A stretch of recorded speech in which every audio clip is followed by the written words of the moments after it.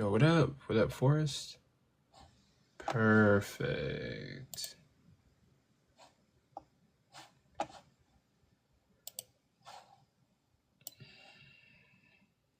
Give me that. Nah, Forrest. Nah, you be doing too much sometimes. Like, it'd be too much sometimes. I'm sorry, Chief. Hold on. I'll think about it. But like, I gotta keep it professional.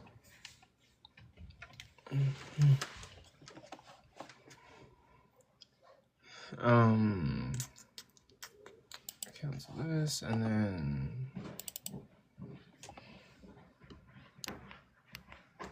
I'm just hey, welcome in, guys. I'm just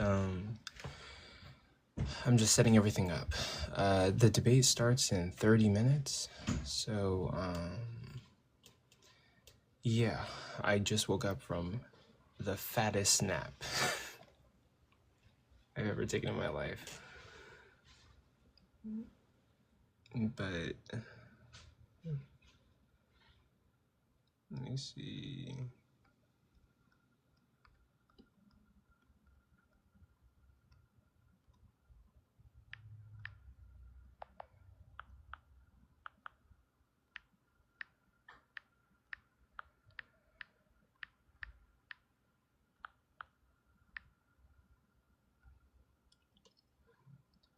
Let's see. Forrest. Don't call me a gorilla. I've never done that. I'm kidding. I'm just repeating other lines. Bro, give me my mod back, bro. I'll think about it. How you gonna think about it? You asked me for $30. I didn't think about it. Oh, well, I mean, yeah. I do need a feedback. I don't care about the money. It's about the principle. It's about the respect. It's not about the money. So you can get interrupted by this dude. I could get interrupted by this dude. You're the host. I'm the mod, and he fights the mute button when I'm just trying to get him to shut the fuck up so we can talk for 2 seconds because we're friends, right? Yeah. And then you take my mod away, and then he gets dog walked by Kylo. He gets dog walked by CF. Who else fucking bent him over today? I'm not sure. Yeah, you playing, bruh. But I didn't even do anything wrong. I just tried to get him to shut up. What's up, Cole? Good luck, bro. I hope you do well. Thanks, Forrest. I appreciate it. Yeah, I hope you do all right, bro. And we're starting in 30 minutes. So yeah, like everybody can come up, but we're gonna start in like 30 minutes. Man, definitely give me my mod now, bro. I gotta keep this dude in control. Give me some mod powers, Coco. I'm gonna muzzle this dude. Yeah, you know what? Give Lewis and me mod powers. You know what? Give me my papers so I can stay in America. Thank you. Or you could be like Curtis and say that you're gonna deport me on every live. Oh yeah, CF Jewel. We do have a debate tonight. Tonight we're gonna be doing Coco Mania 8. Is full preterism biblical? It's gonna be Godless Engineer versus Cole, who's here on my right. Now, I'm not gonna lie, this is not conducive to being able to actually read the background, brother. Yeah, I need to figure this out. Yeah, it's terrible, man. Well, we can see you, but we can't see the background, you know. Nope. This is a bit iffy. You know, if only you had a mod that could actually fix this for you. Yeah, Coco, as long as I've been with you, man, you've never modded me. I found that really strange. You don't deserve a mod, bro. I'm very picky with my mods because I am. Am I not good enough for you? Let's see. No. I've jumped in for you on a debate whenever it was 2 hours notice. I'm the #1 fan.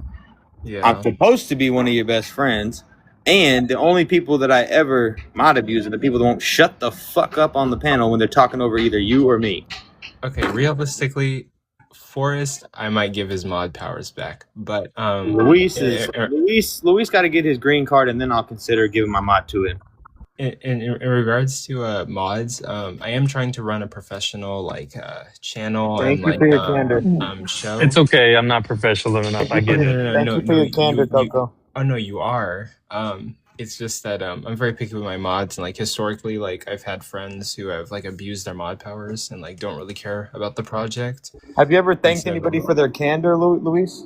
But yeah, that's a whole other thing. But I have actually. Okay, well then you might qualify. Coco, what time is the debate tonight? In 27 minutes. So it's 7 o'clock Central? Yeah. So what if I use the forest as a reference? Would that help me like get some credibility in here? Currently, that's going Maybe. to decrease your chances of getting the mod because I don't even have one. But Oh, never mind. It's all good. Coco home me, bro. Oh no, like I'm probably gonna give it back to Forrest. But Yeah, also, probably, maybe, sort of. Coulda, woulda, shoulda. But also, Forrest, like we're trying to run a professional show, so if I give you back your mod powers, keep them in the Yeah. consideration. So Forrest, he's saying don't get out of hand, my friend. Don't go overboard. We're trying to run a professional show, and we can't run off all the Christians because it's a debate panel, and we kind of need opposition. So You just ran him off, so Lewis, yeah. while we're Lewis waiting is for good. But no, if you're down, well, I don't know what the future holds. Like, your game has already taken off, and if you want to do a brand deal with me, I'd be open-minded. And then I don't know, like, you could play his game on stream.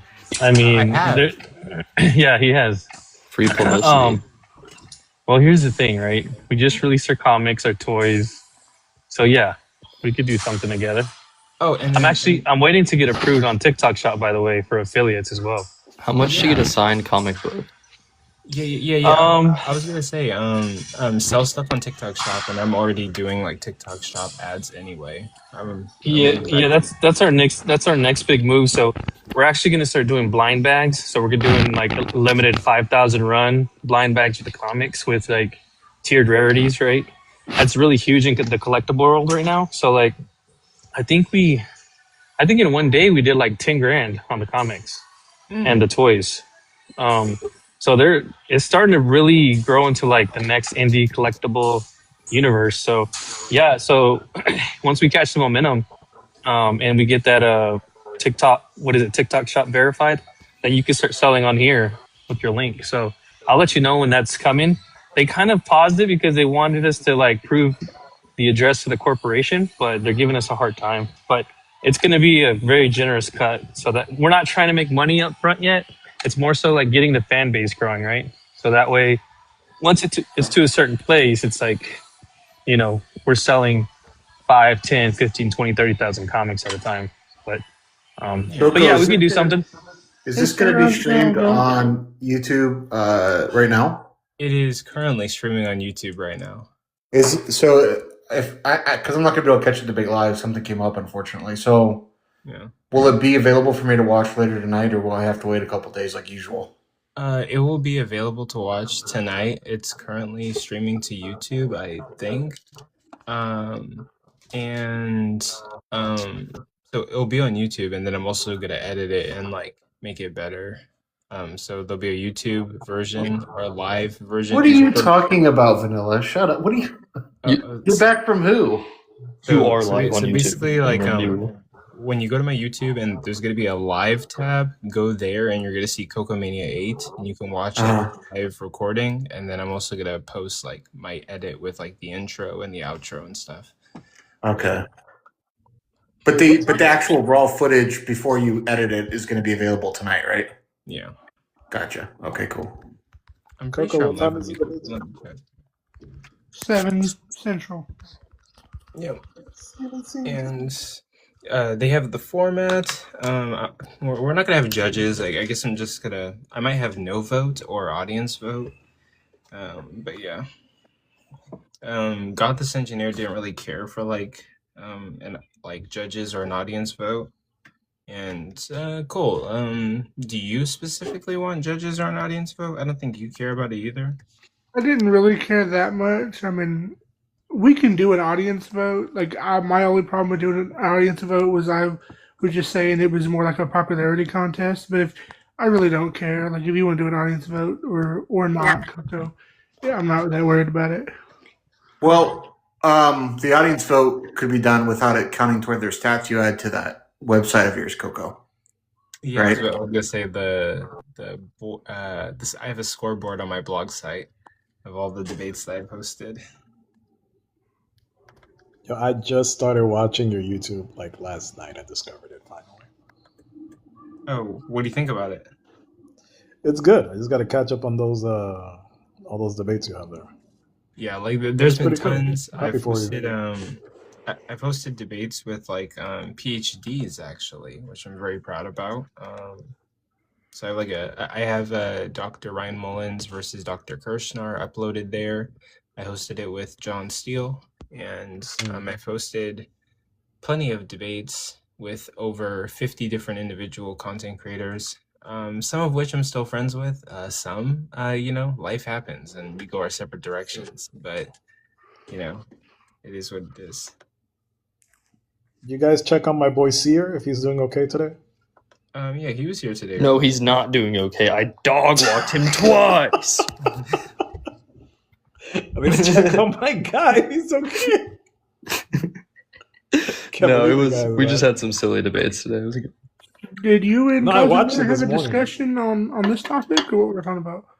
Oh, I debated him on if a hot dog is a sandwich and if a flower is a tree. No, I was asking, sorry, but I appreciate it. No, me and Godless had a my bad. discussion about mythicism earlier. It's on his YouTube. Oh, okay. The atheists were so hardcore, I almost became Christian. I said, "Nah, man, these guys are demons." The Seer and all those people are over in Kylo's Discord right now. I think they're taking turns debating Danny about and doing their whole rhetoric game they do. That sounds super fun. Yeah, just being super unclear on the language, not clarifying, talking real fast. That silly game that all these anime debaters are doing nowadays.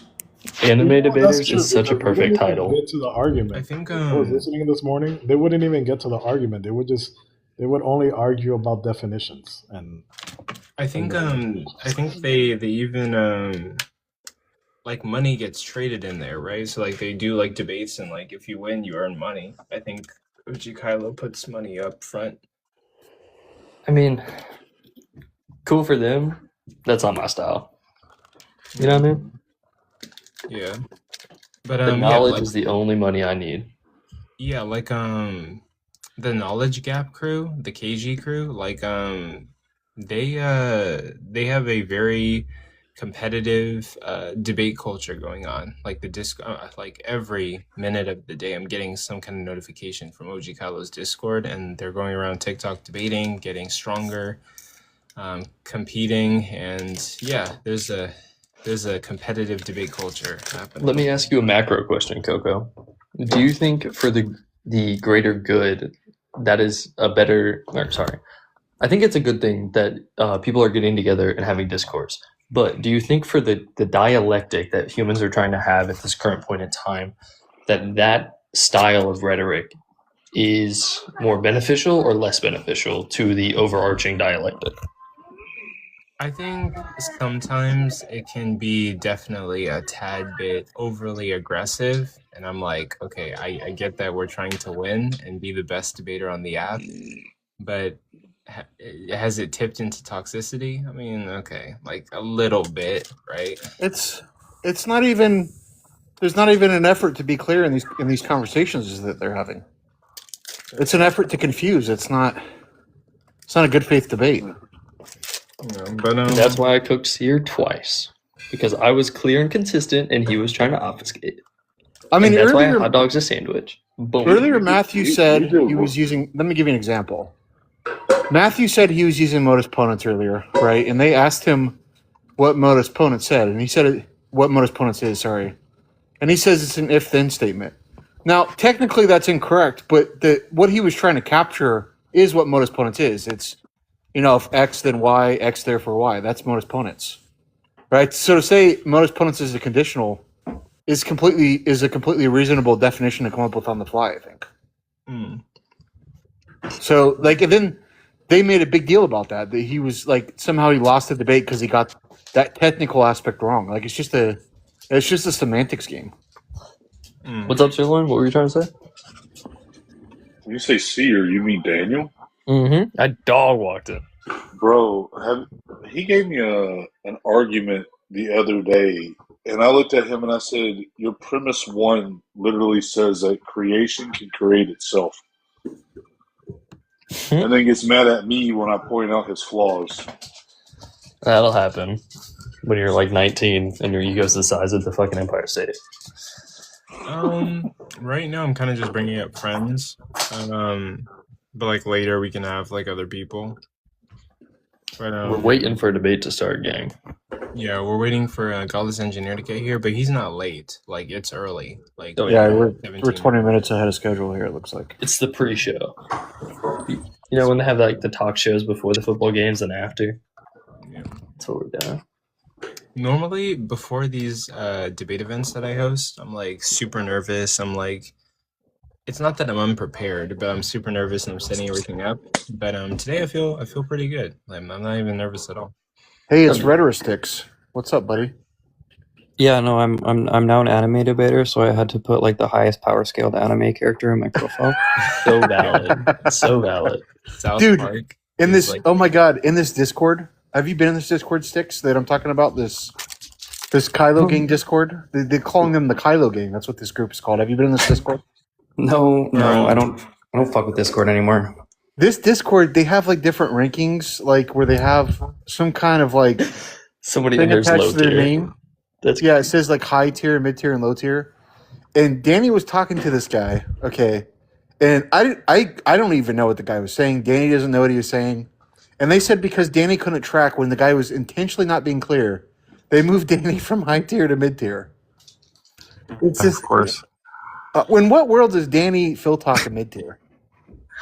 I mean, My come favorite on. is when you're talking with them, like, and just this is like a summary of their kind of rhetoric. Like, you'll ask them to respond to an argument, and they'll go, "Yeah, what's the argument? I should respond to your argument." God damn it.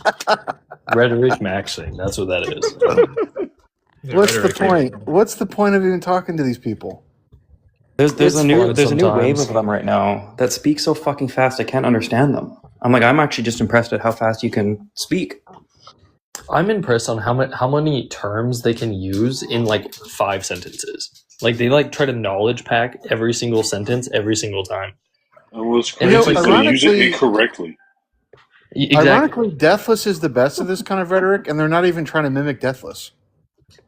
Oh, But I they're- hate, bro. I hate Deathless, bro. I hate that man. I don't even know who he is. So he must Yeah, not be yes, that you big. do. Yes, you do. Have I talked to him? Oh, you know who Yes, Deathless is. Come on. You've talked to him on my live a few times. He's that dude that basically just over talks everybody and like goes that way. Yeah, He's an idiot. That's like every other Christian I interact with. So I just No, that's no, another no, day no, for me. no. You'll know. If I see him, I'll let you know. I think he's a goat. So I just don't think you guys know how it feels to lose. Sticks. I've heard some good things about you though. You haven't. It's a lie.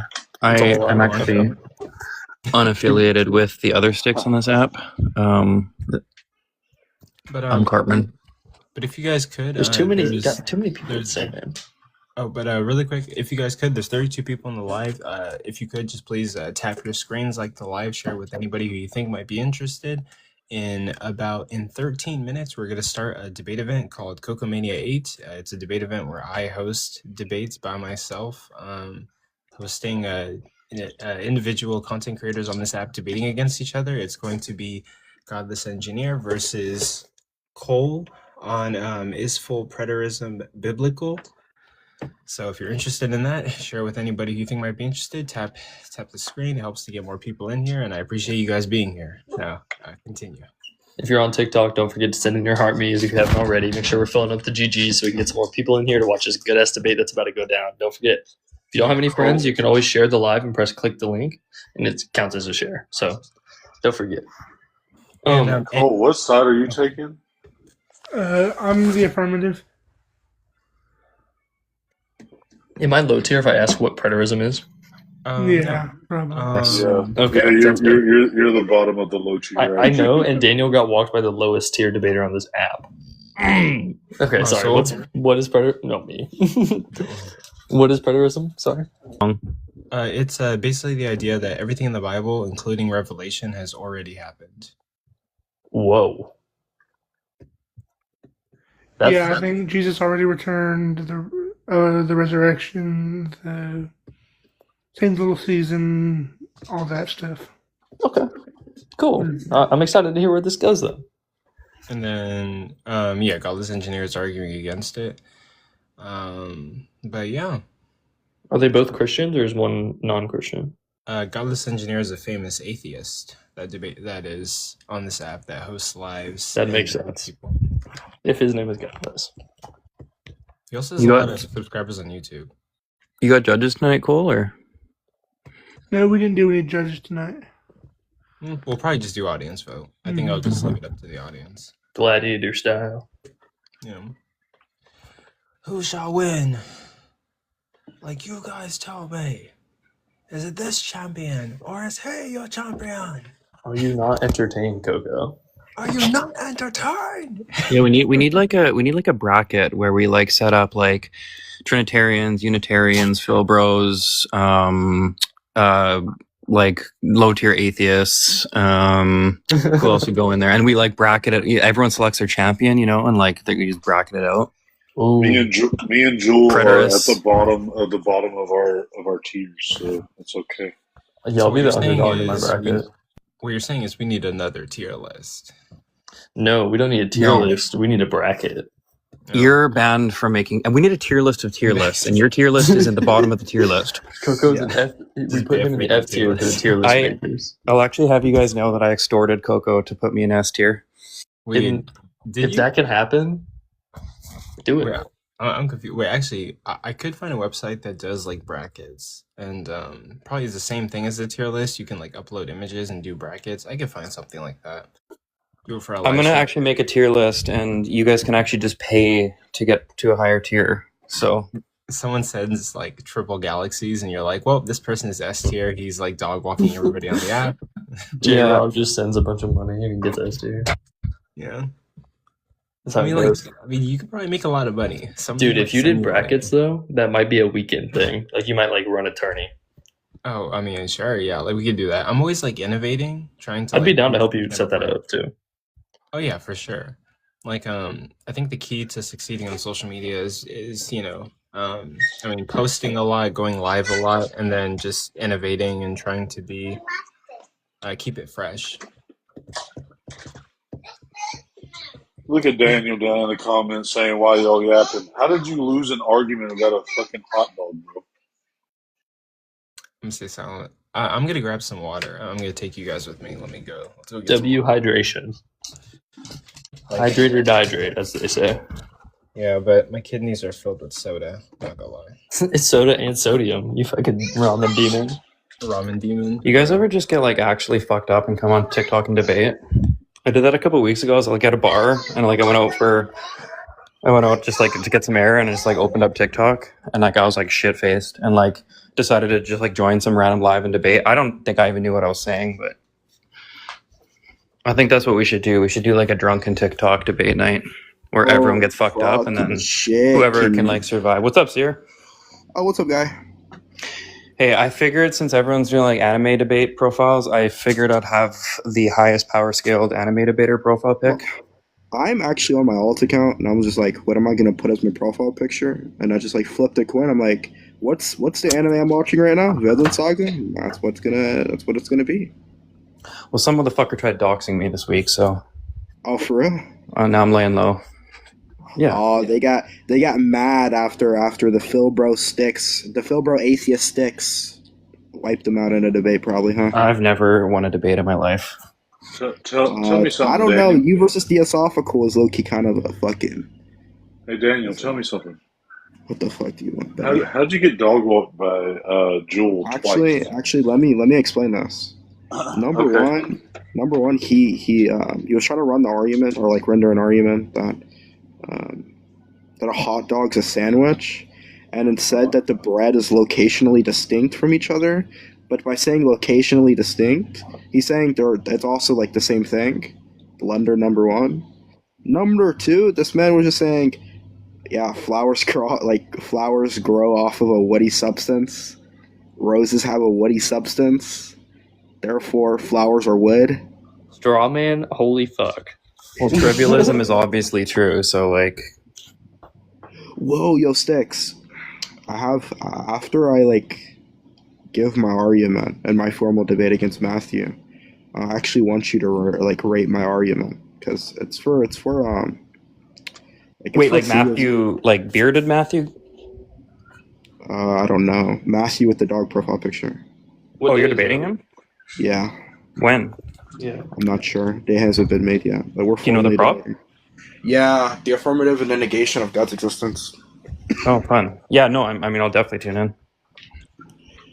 That's where you go. Please run Trivialism, though. That would be so goated. Bro. Oh, excuse me. I'm not running Trivialism. So you said, Joel, that Daniel strawmanning you on your sandwich and flour. Okay, wait, Joel. No, I'm not a straw man on his flour. Yeah, Serlin, can you stop dick sucking? Okay, continue. I'm talking to. I know. I just had to throw an ad hoc. Go ahead. Yeah, I know. How's he strawmanning you or stillmanning you? The straw man of my position is that because a hot dog is one continuous piece of bread, it's a sandwich, which was not at all how that proposition was laid out. The proposition was laid out that the qualities of a sandwich has to be between two distinct parts. Those parts don't necessarily have to be separated. They can be one continuous piece of bread that have to be distinct from each other. And because the hot dog bun is one piece. So you weren't tracking my argument at all. No. What does it mean to be one but distinct? You can have two pieces that are distinct from each other. Just because my body is one, my hands are distinct. Distinct from each other, then they're separate, or like there's a distinction. My body is one piece, but my hands are distinct from each other. What the fuck are you talking about? You're so low tier, and you lost to me, the lowest tier. Wait. So if I have one piece of bread cut down the middle, are they locationally distinct? There's a top piece and a bottom piece, or a left piece and a right piece. They're locationally distinct. You fucking idiot! That's like indicating two separate pieces. No. Red fish, blue fish. You didn't say it was completely separated. All right. Let's just end this. Godless engineer, what's up, man? Hey, how's it going, guys? It's going good. Are you ready for this? Are you ready for this high tier debate? Yeah. Are you gonna start talking about hidden esoteric knowledge? What? Nothing. No. Okay. No, we got 5 minutes till the debate starts. Who's taking the affirmative and who's taking the negation? I'm taking the affirmative. Yep. Oh my Godless goodness. is taking the negation. Yep. Godless is gonna win this debate. Wait, who wants to roll polls, bro? I got 43 cents on Godless. If you only got 43 cents, brother, that's a problem. Everybody get on Kalshi. Kalshi, the fucking Coco debate. I bet we could run odds on that, actually. So right now, if you go to sports bets, I don't think we're allowed to do that on TikTok. oh shit, Yo, It's all good. We love TikTok Shop. we love TikTok shop. whoever wins, I'm gonna gift them all 43 of my cents. 43 roses. Imagine that. 43 roses. A whole If you win. 43 roses. A whole 43. Like all That's big 43. money. It's big money, I'm telling you. If you guys are wondering what the format tonight's going to be, it's going to be 7-minute openers, and then there's going to be like 32 minutes of like open dialogue for both of them to like establish their position or delegitimize the opponent's position, and then there's going to be 5-minute closers. Is that like a they can talk to each other and also like talk separately for the 32? Yeah. Wait, I actually have a question. Can somebody define preterism? It's giving the idea that like everything in the Bible, including is- Revelation, has already happened. This is why you're so low tier, Daniel. Like, damn, bro. Yo, Serlin, I'm sorry that I'm not gooning to your Gnostic trivialism. How about you tell me, is Paul a fish?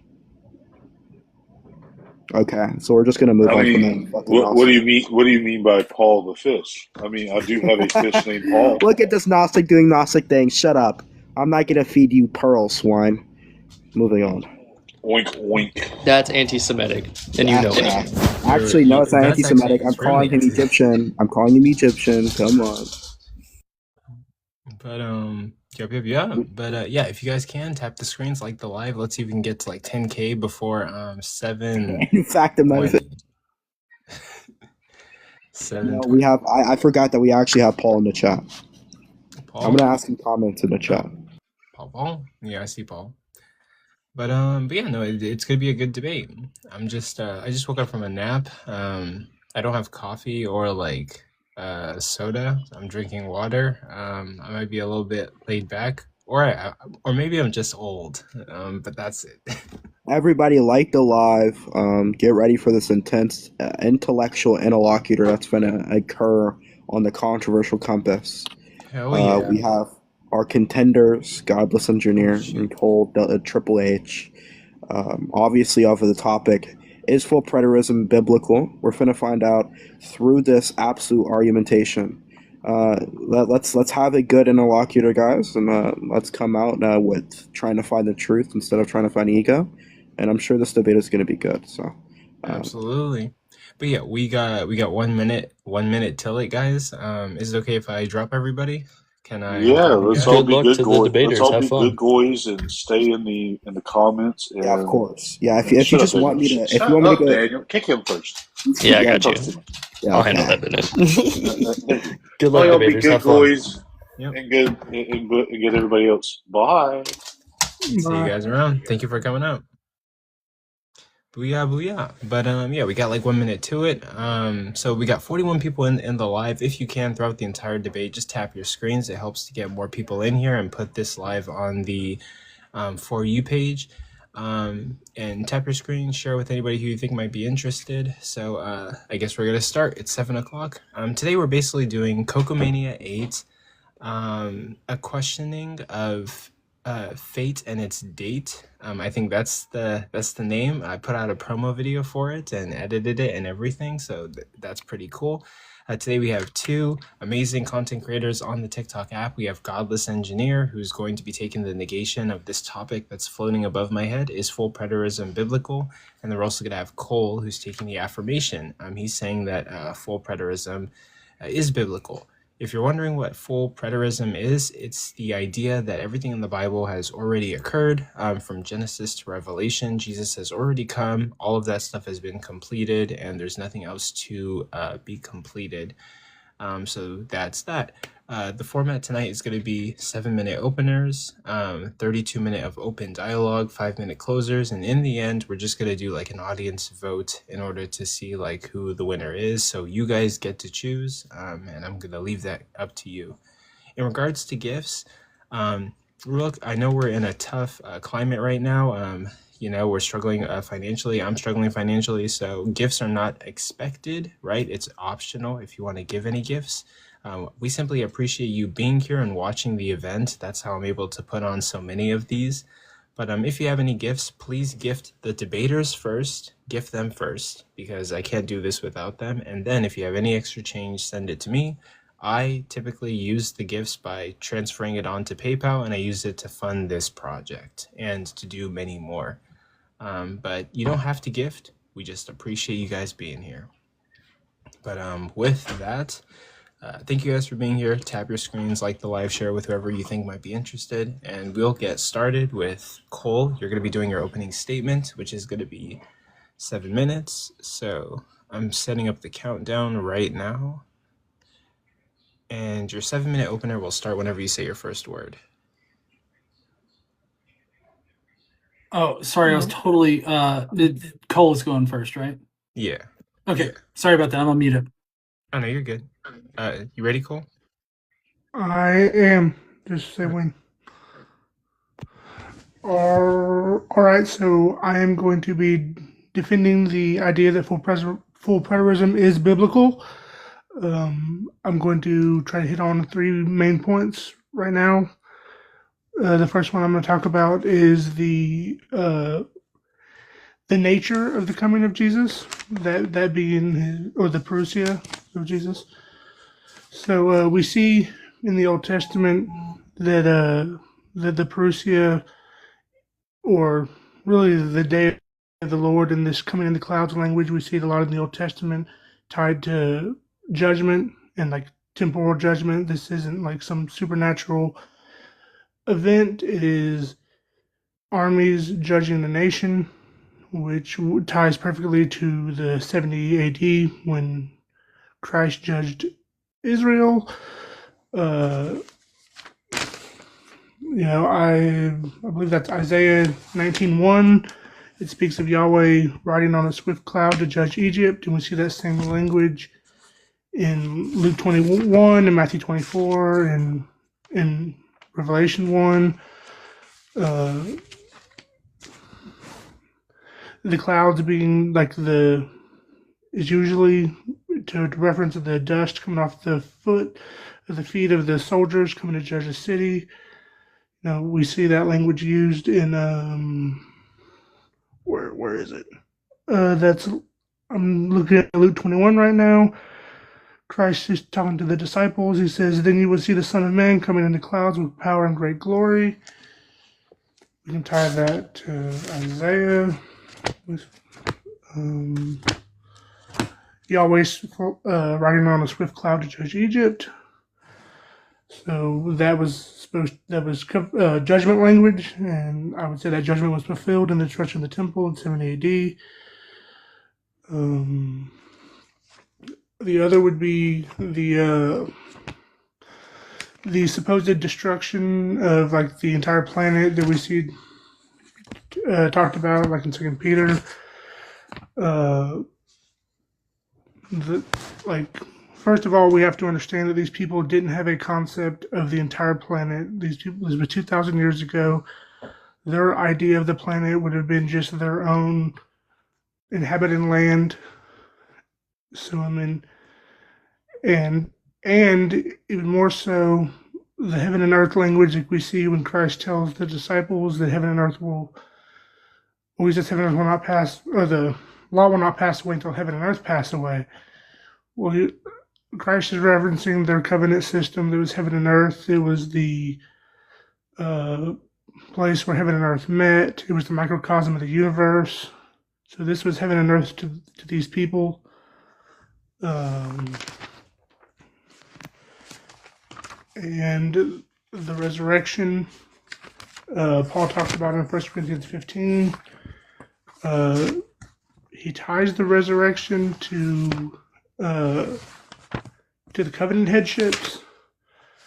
And another thing I have thought about being that Paul, all through 1 Corinthians 15, is using an analogy to try to explain to them what this resurrection will be like, what their bodies will be like, and things like that. But if the resurrection was supposed to be, if we think Christ's resurrection was completely physical, then a physical resurrection, or if Christ was raised in a spiritual body, it would have been some sort of spiritual body resurrection. But Paul uses all these analogies and such things like that, and he never explicitly just says that, which usually when you use analogies, it's to explain something that your audience wouldn't understand. But I would think that Paul's audience would understand that Christ rose in a spiritual and physical body, but Paul doesn't really straight up say that. He kind of beats around the question.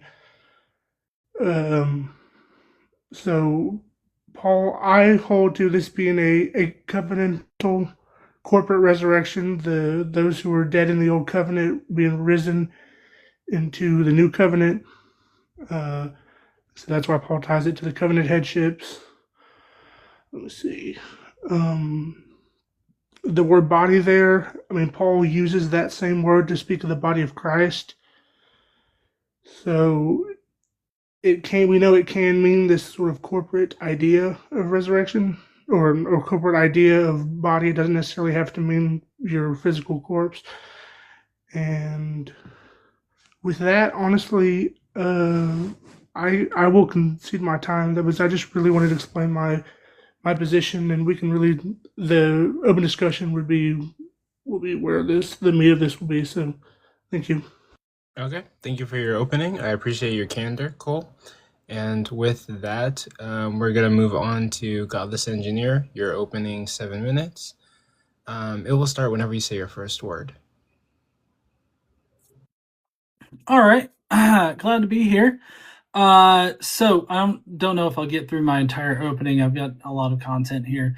So full preterism is defined by the idea that Christ's visible return, a resurrection of the dead, and the final judgment happened in the year 70. Nobody seemed to notice that it occurred, though. No historian noticed it, though outside the doctrinal commitments that require the event to happen. Full preterism is not a biblical view and is swiftly refuted. Tonight, I want to argue for a far simpler explanation than my opponent is going to be presenting. My refutation of full preterism is predicated on two pillars. First, the historical record contains no evidence that the supposed prophetic events ever happened. Second, the New Testament describes those events as observable and bodily. It also explicitly condemns the central claim that the resurrection has already occurred. Full preterism is falsified by both history and its own scriptures that it stands on. Full preterism is the position that every New Testament prophecy, including the bodily resurrection and the visible return of Christ, was fulfilled in the year 70. In Paul's epistles, it's clear that he's expecting a physical arrival with his use of parousia. Finally, Paul communicates that the resurrection is bodily, which means a transformation of the perishable body into the imperishable body. These are the requirements set forth by the New Testament. They are not my requirements. These are the requirements my opponent is bound to in this debate. Preterism is essentially a rescue device for failed New Testament requirements. I do agree that the New Testament authors expected something to happen within their generation. There was an urgency in their words like this generation, soon, the time is near, and other such phrases. They were sincere about this urgency too. They truly believed the sun would go dark, the stars would fall, and the Son of Man would appear visibly in the sky, and the dead would be raised. In reality, near the year 70 CE brought a Roman military siege. Calling this siege the same as a darkened sun, stars literally falling, and the Son of Man visibly appearing in the sky, and the dead raised up is ludicrous. To rescue these failed expectations of the New Testament authors, you would need to turn every prophecy into a metaphor.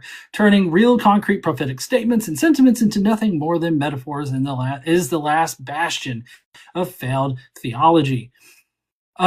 Considering the New Testament requires specific public observable claims, is there any evidence of these events in history? As we'll see, nothing in the historical record will meet the requirements set forth by the New Testament authors. This is not some specious argument from silence. If these events actually happened, as the New Testament requires, we should expect to see them recorded in contemporaneous accounts. That this total absence of evidence is, in this case, the evidence against full preterism. Now, I can go into the actual historical record on this, but considering the my time frame here, I want to skip to my New Testament stuff. But like I said, we can go back to the historical nature of it, how it's not historical. So full preterism was being soundly rejected by second century Christians. We could start with 2 Timothy 2:17-18. It's not written by Paul, but by second century Christians. And it says, quote, among them are Hymenaeus and Philetus. That's weird. Who have swerved from the truth, saying resurrection has already occurred. They are upsetting the faith of some. They specifically name the full preterism position and condemn it. The New Testament specifically identifies the position as a false teaching. Acts 1:11 has two angels directly saying to the apostles, men of Galilee, why do you stand looking up toward heaven? This Jesus who has been taken up from you into heaven will come in the same way as you saw him go into heaven. This is what the Christians of 2 Timothy were expecting. The full preterist claims, the full preterist claims the return was invisible and accomplished through Roman military siege. That is not the same manner. That is not what the 2 Timothy Christians were expecting either. Third, in 1 Corinthians 15, Paul writes that what is sown perishable is raised imperishable, that the dead will be raised at the last trumpet, and that we will all be changed. He uses the seed analogy, something physical sown, something physical raised. He ties believers' future resurrection to the past resurrection of Jesus, which the Gospels describe as bodily. An empty tomb, a body that could be touched, a body that could be eaten. The full preterist must claim that this is a physical bodily transformation occurred visibly in the year 70, contradicting the entire argument of the passage. Even within the preterist and theological tradition, this tension has been recognized. As mentioned earlier in my thing, I mentioned R.C. Sproul. Actually, he says, if I can find the thing right here, he laments over the actual preterist. Let's see, Sproul. I got a minute and a half. Yes, R.C. Sproul, himself a preterist, partial preterist, wrote in The Last Days According to Jesus that full preterists bear the burden in this controversy of showing that creedal orthodoxy has been wrong at crucial points of eschatological understanding.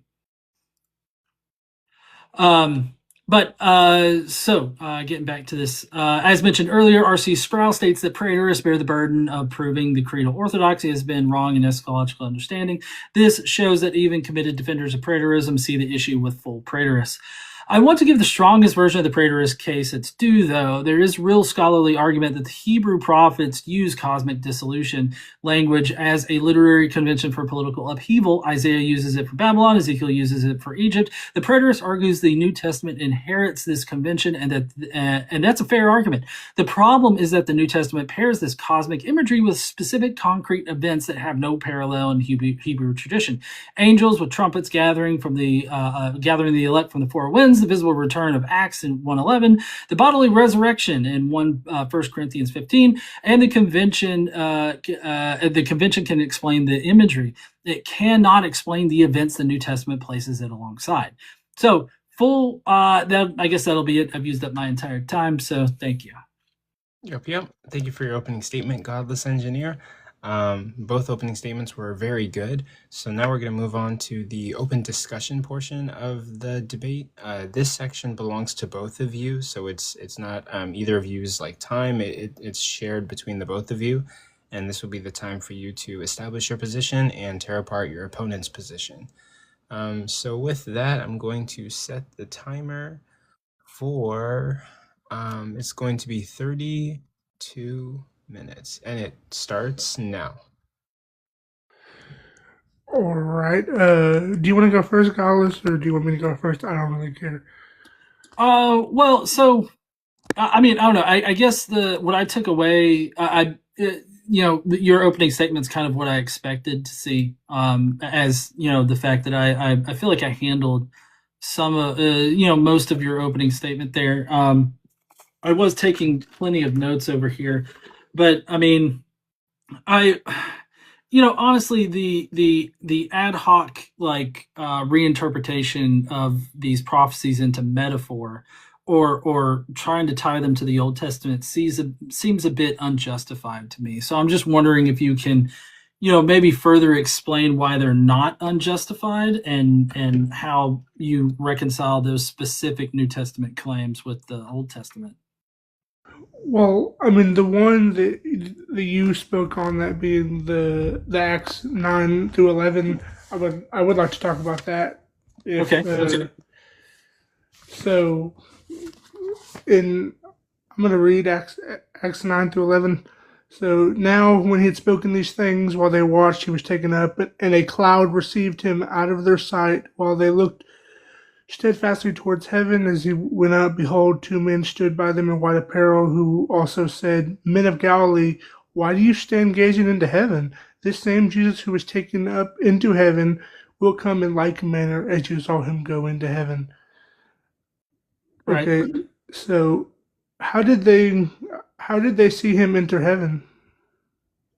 He levitated from the ground up to heaven, and so they're expecting him to come back down from heaven. Yes, but okay. So, do you think when in this heaven, are they using that to refer to the sky or some metaphysical place? Oh, it was definitely the sky. See, in early Christian and Jewish Christian, which is what that would be in right there. Early Jewish Christian cosmology, they believed in the firmament over the earth. They believed in a geocentric earth. They did believe in a spherical earth. However, they had long shed the flat Earth kind of ideas, but they still believed in a very physical firmament of the Earth, and the divine realm, or the divine part of the cosmos, was definitely in the sublunar heavens, right? So like that's why Jesus is figured as going up into the clouds, because that's where the gods were, right? That's where other divine beings were. And we've actually got evidence of this in Paul's writings. I believe it's maybe 2 Corinthians. He talks about being called up by God to the third heaven, where paradise was, right? So like it was a very physical place that he was called up to, and it's a very physical place that the paradise existed in. So even we've even got evidence of Paul, which predates Acts by a lot, of believing in these things. So yeah, he was ascending up into the heavens on the clouds, and he was going to be returning from the heavens, in the same manner. So, but what I'm asking is, when it says heaven, it is talking about the place where the gods dwell? Right. Okay, and he enters that in a cloud out of their sight. Right. So, and that would be what the same manner would be referencing, he would come in a cloud out of their sight. Right. He would come on a cloud from the firmament. Yes, but like we know that this coming in the clouds language is references in the Old Testament this like temporal judgment on a nation or a city. So, and out of their sight, if he's gonna return in a cloud out of their sight, that would be saying he's gonna return in judgment, coming in the clouds, the same language that they used in the Old Testament. Yeah, but this is not tied to the Old Testament. You would need to linguistically show that this was something that's being referred to in the Old Testament. And I would think that you would need to connect it to the Septuagint version, considering Luke Acts was probably using that alongside the other Gospels, right? So, I mean, you would need to show linguistic dependency on it as opposed to that. But there's also my critique in my opening there that does grant you the fact that that kind of imagery was used in the Old Testament. But while it can explain the imagery that's used, and maybe that is a connection, what it can explain is the fact that it was definitely that the early Jewish Christians and Christians were definitely expecting a very visible return, right? It was definitely expecting a visible return of Jesus. Yeah, but I mean, Acts 1:9-11 isn't saying that though. Yeah, because, I mean the Greek words that are used there in order to describe all that is definitely communicating that they are expecting the same manner, right? It's supposed to come in the same manner. Yeah, and that manner would be in a cloud out of their sight. Right, but like a cloud in the sky, not like a cloud on the heels of Roman boots. Like that's a stretch. Like that's eisegesis. Do you know the difference between exegesis and eisegesis?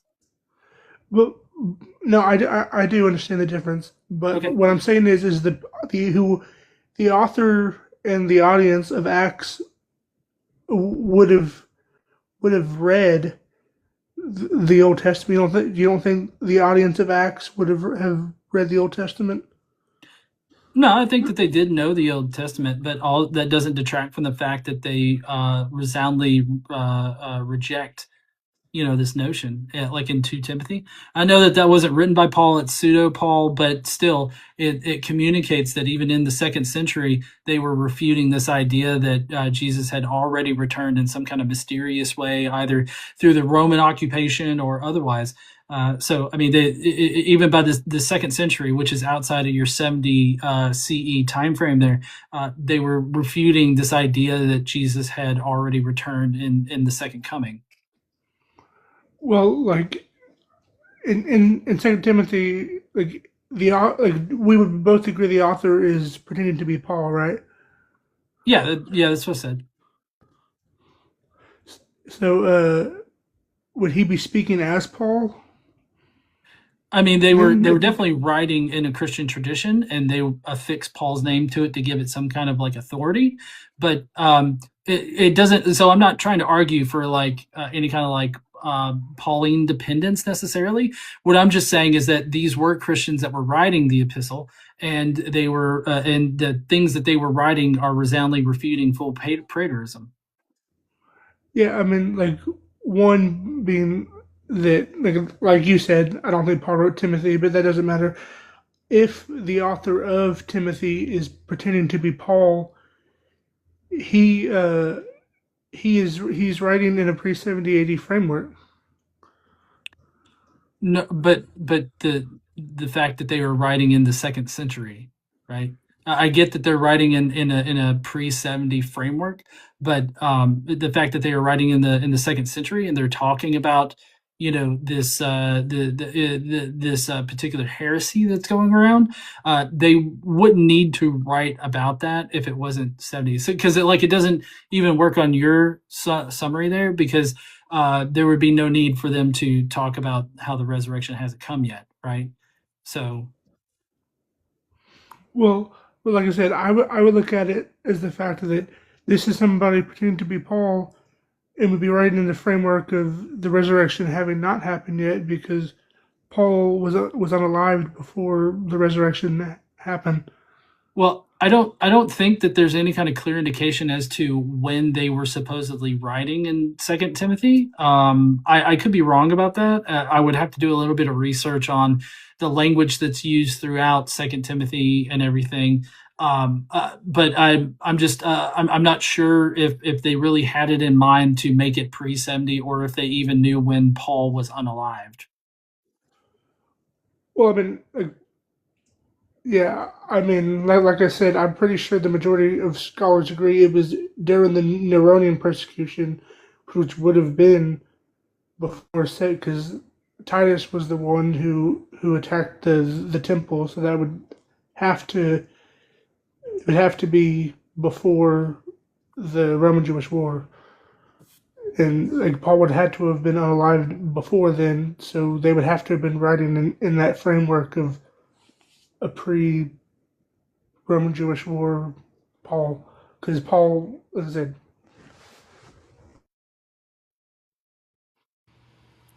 I'm sorry, did you finish your thought?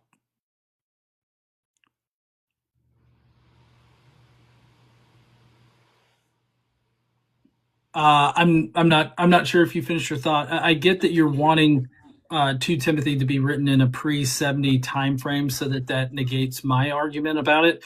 But I think the fact that they made sure to include that by the 2nd century, I think that was pretty indicative of the prevalence of that particular theology and how wrong the mainstream Christians thought it was. yeah, I mean, I do get what you're saying, but like I said, it would had to have been. Yeah, I mean, I'm just going to repeat what I just said. So I mean, I get what you're saying, that it wasn't written by Paul, but the people who were writing the text were in that it would have to have been in that framework, or they couldn't have been pretending to be Paul. Well, no, but what I'm saying is that it makes no sense for them to even put that into 2 Timothy if they weren't responding to it. It's much like how the Gospel of Matthew invents Roman soldiers at the tomb, and they are definitely, Matthew's definitely writing in a 30s time frame, but they create the Roman soldiers at the tomb so that it can respond to the idea that the body was just stolen by the apostles or the disciples, right?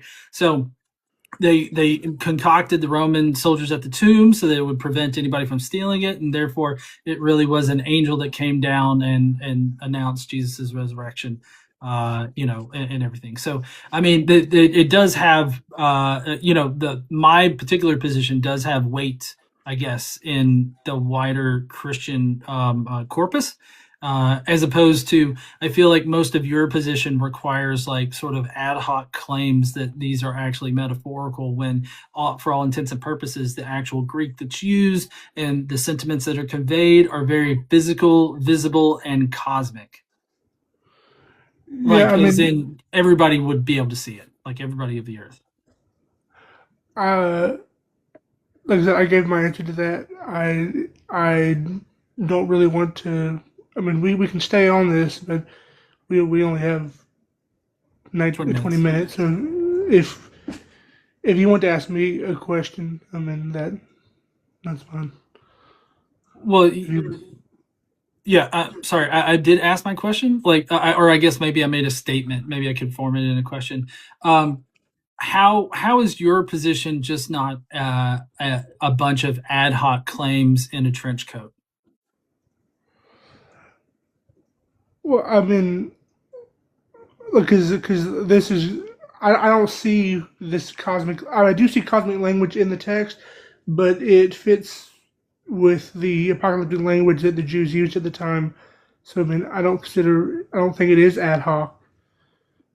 Well, so for the imagery, like I said in my statement, the imagery of it definitely is covered by your Hebrew Bible, sort of the Septuagint like stuff, right?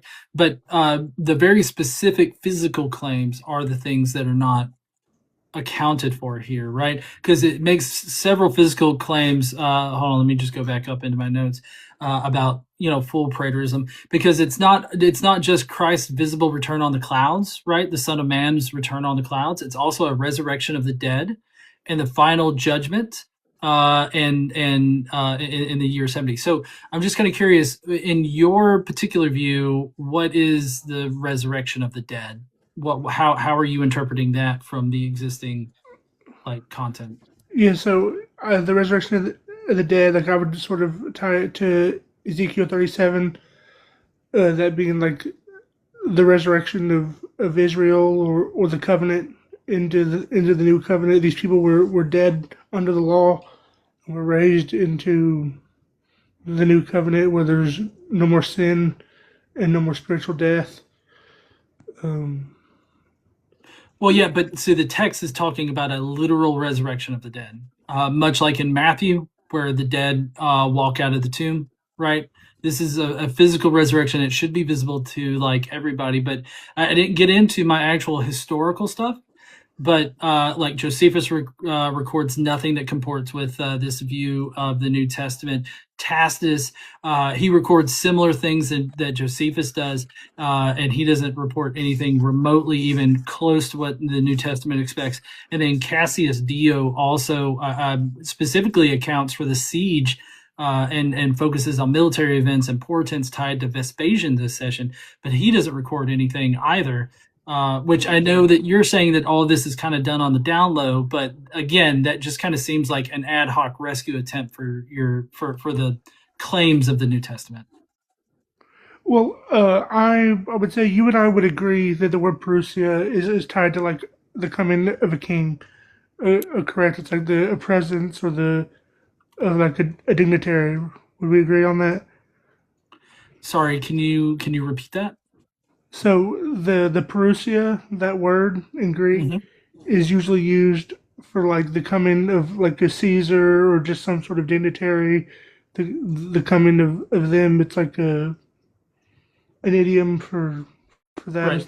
Would we agree with that on that? I agree that it's meant for a very physical coming of somebody. Giggity. Giggity. So Christ says multiple times in the Gospels that his kingdom is not of this world. You won't be able to see it here. You won't.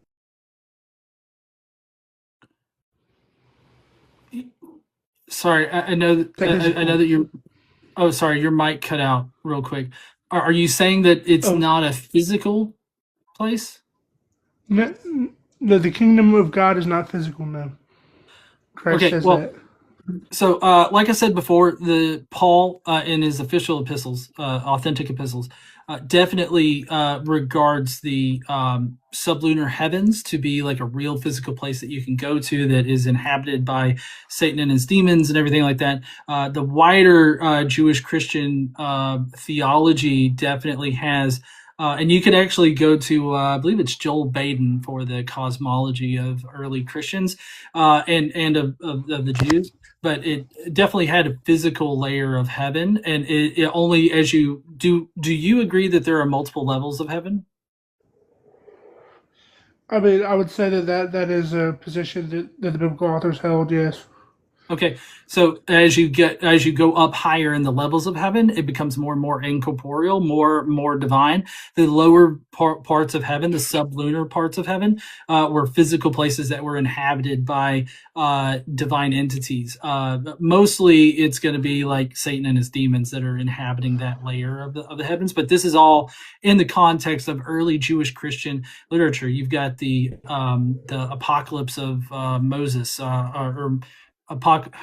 no, it's not the apocalypse of Moses. It's the apocalypse of Abraham or something. I don't know. Anyways, there's an early first century Christian work that actually has the very physical place up there. You've also got the Ascension of Isaiah that in its earliest redaction also has a very physical layer to the cosmology. So it's all over the Jewish Christian corpus that we have this sort of understanding of a physical divine layer is where it starts, and it gets more corporeal as it moves up. So I'm not talking about heaven. I'm talking about the kingdom of heaven that Christ talks about that is at hand and that is near. Christ isn't talking about some place in the sky. He's talking about. Is that what you think Christ is talking about there? I think it's what the Jewish Christians understood in the first century.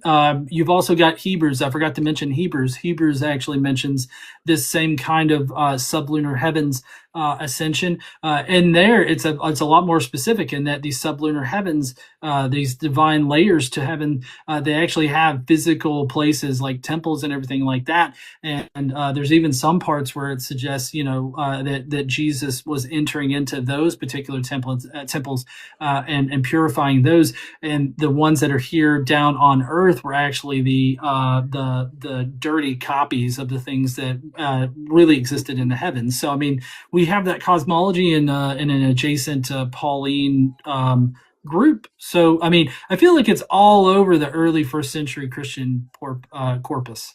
Yeah, Almost like porpoise. What I'm saying is that you think Christ is saying that this sublunar place is going to come down to the earth? Is that what you're saying? No. First of all, I don't think Christ heaven then that Christ is talking about when he tells them that it's at hand, and when he tells Pilate his kingdom is not of this world, or you will not be able to say here it is or there it is. What is Christ talking about there? He's talking about the divine realm, but that doesn't mean that the divine realm is not physical. The divine realm is a physical place and that's why Christ, at the end of Acts and in some of the Gospels where he ascends up into heaven, right? He physically ascends up into heaven. That we've got multiple different artistic depictions of Christ ascending into heavens, ascending into the clouds. We've got multiple artistic depictions of Yahweh sitting on the clouds, using the earth as a footrest. We've even got that, I believe, in one of the biblical texts describes the earth as the footrest of God, right? So, like, we have this very physical description of the heavens. I mean, if the heavens weren't meant to be physical, maybe you can answer me this. If it was never meant to be physical, and the divine realm was some kind of other dimensional spiritual realm, that's not at all perceptible by us whatsoever, why was the Tower of Babel built? Yeah, I don't think the tower. I don't take that as literal. I don't think it's literal. Okay. Well, still, even within the story, like, it doesn't have to be literal, but within the story, God destroys the Tower of Babel and confuses the tongues so that they wouldn't build in a giant tower up to the heavens.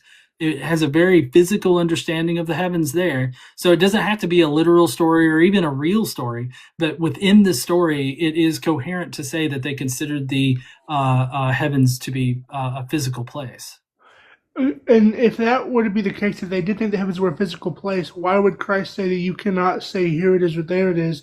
Because if there was a place up in the sky, you could say, well, here it is right here up in the sky. Well, they couldn't get the sky was an unattainable place to them, right? I mean, they couldn't fly, they couldn't build anything. You can only stack shit so high, right? So like, there's no way that they were able to get up into the sky, but they did have a very physical sense of the sky, right? They had a very physical sense of a very physical sense of the firmament that was up there, right? Yeah, but like then you would be able to say here it is. It's in the sky. You could still say that. You can still say here it is or there it is. Christ says you can't say that about his kingdom. Well, no. I mean, true. I mean, Christ's kingdom was up in the heavens, and I think that the reason why you wouldn't be able to see it is because the firmament's in the way, right? Like if I point you towards a wall, unless you're Superman, you're not seeing past that wall, right? Yes, but like even if like let's say there's a car on the other side of this wall here, I would be able to say, well, there the car is. It's over there. Even if you can't see it, I can still say here it is or there it is.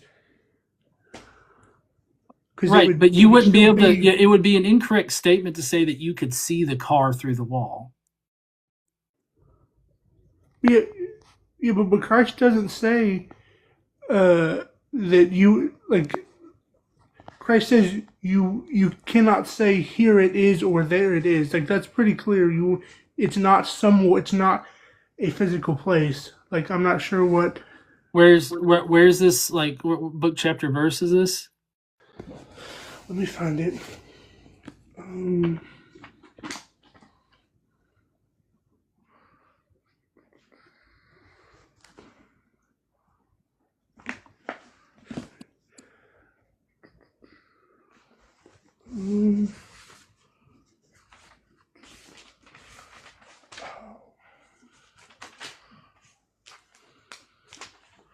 Where is that verse?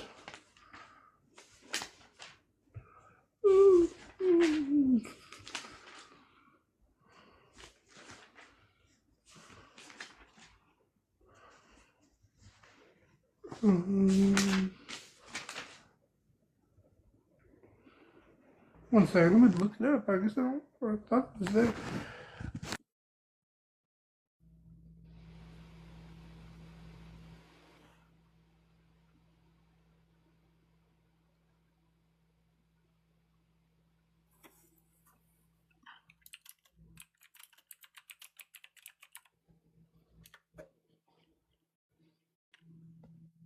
But I guess while we're waiting, thank you for the taps, guys, and hopefully everyone can tap your screens, like the live, and share it with whoever you think might be interested.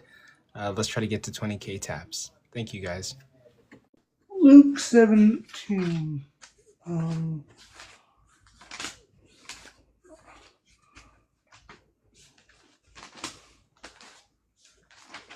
Luke 17:21.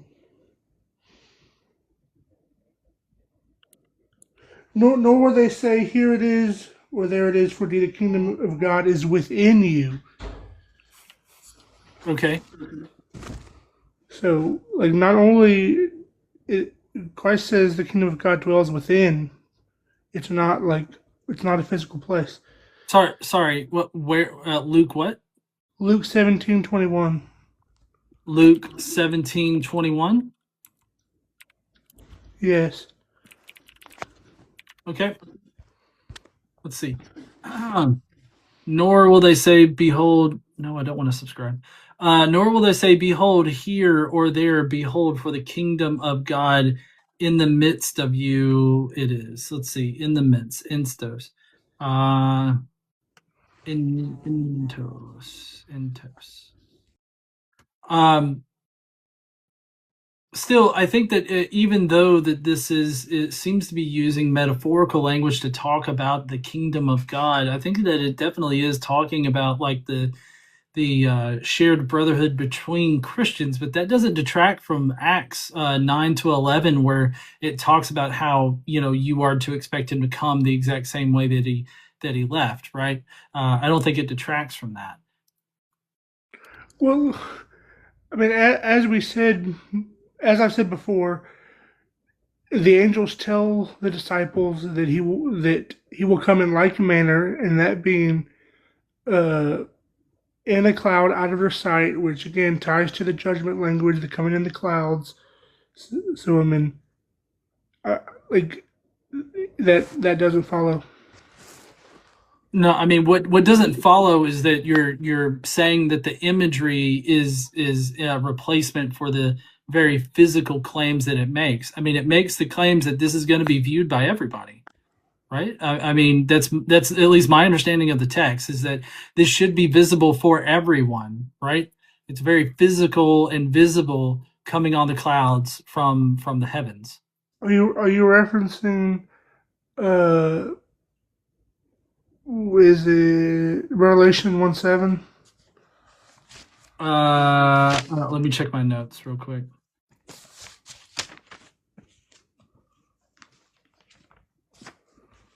Well, let's see. There's Revelation 3:17, which describes the church at Laodicea as saying, "I am rich, I have prospered, and I need nothing." Historically, they suffered major earthquake in 60 to 61. Tested by Tacitus, the city famously refused imperial aid. Let's see, that's Revelation 3:17 reference there. Let's see, that's not the one that you're looking for. Let's see. This is dumb. Let's see. Internal evidence from Revelation itself, particularly the description of the Laodicean church, fits a post-70 date since Laodicea was devastated by an earthquake in AD 60. Would not have recovered or prospered, described in Revelation 3:17. So, like in Revelation 1:7, it says, "Behold, he is coming with clouds, and every eye will see him, even those who pierced him, and all the tribes of the earth will mourn because of him, even so, amen." I think that's what you were talking about. Okay. But one thing I would say is, like, we have to understand audience relevancy. John is writing this to like people in the Okomene, in the inhabited lands, in the Roman Empire, in the surrounding regions. So yes, they would, and like the sea there, like, it doesn't necessarily have to mean visible. It can be like, it can mean understanding. That's in its semantic range. So I mean, and again, the coming on the clouds language, that ties back to Acts 1, and then to the Old Testament, where this isn't supposed to be physical. It's supposed to be a judgment. Okay. Yes. So Daniel 7:13 does describe an approach towards the Ancient of Days. The Olivet Discourse recontextualizes the language in a different direction. Matthew 24:30 has the Son of Man coming with the power and great glory, immediately sending angels to gather the elect. The direction of the movement in Matthew is from heaven toward earth. The tribes of earth see him, which is the opposite of Daniel 7, approach toward the heavenly throne. Additionally, Acts 1:11 describes this, right? So that's actually part of a context stripping fallacy, is what my notes say right here. I would agree that Jesus is drawing on Daniel's Son of Man imagery in this section, but I feel like what you're doing is you're reading the source while ignoring the adaptation in this. Sorry, I'm just reading from the notes that I have, my more extensive notes on just all of preterism. In Daniel 7, the Son of Man approaches the Ancient Days. He goes up towards God's throne to receive authority. In Matthew 24, the Son of Man comes towards earth. The tribes of the earth mourn because they see him, and he sends angels to gather the elect from the four winds. The direction has been reversed. It's not enthronement, it's a return. And then, of course, there's the Acts 1:11 that I mentioned. Jesus goes up into heaven, and the angel says he'll come back the same way. So that's not that's not up to the throne language. That is coming down to the earth language, which is different than what Daniel has. Yes, but the context of it is, one, the cloud language in the Old Testament, but also the finish up your last sentence. the non-visibleness of Acts 1, it being in the clouds out of their sight. Okay. And with that, we're going to have to cut it off there. That's going to be the open section segment of the debate. Now we're going to move on to closing statements. During your closing statements, this is the time for you guys to summarize everything that happened in the debate and give the audience a reason why they should believe you won the debate. So it's ultimately your closing statement, your synopsis, your summary, your final chance to win the audience over. But cool. You're basically going to get, I believe, let me check really quick. Should be 5 minutes. Yep, you're going to get 5 minutes on the clock, and it starts whenever you say your first word. All right, so as we talked about in Acts 1, 9 through 11, the angels, not only do they clearly tell the disciples not to gaze into heaven, because that's not how Christ is coming down, they also tie it to the coming in the clouds language, which is judgment, and also they say it will not be visible; it will be in the clouds, out of their sight. That like the people who wrote this would have been reading the Old Testament. They would have understood this. They would have understood how the language is used, and on top of that, a couple of things I wanted to mention that we didn't get to, that being the language of the clouds, of the sun, moon, and stars falling. That's also in Isaiah. It is talking about Babylon. It's talking about kings and political leaders and nations being destroyed. This is normal language that they used when talking about this stuff. We didn't really get to talk about, but I know, or at least I'm fairly sure from other conversations we had, Gauss Engineer, I believe, thinks that there was a lot of Zoroastrian influence. We didn't get to talk about that on the Hellenistic people in the first century. But my response to that would be, do you think that Zoroastrianism would have been stronger than the Old Testament context that they had? I don't believe so. This was their scriptures. So another thing being the resurrection, again, like the people, the resurrection from the dead. We know again that the word the dead, the semantic range of that word, it can mean physically dead. Christ uses it when he says that let the dead bury the dead. That Christ is clearly using that word to speak of covenantal death.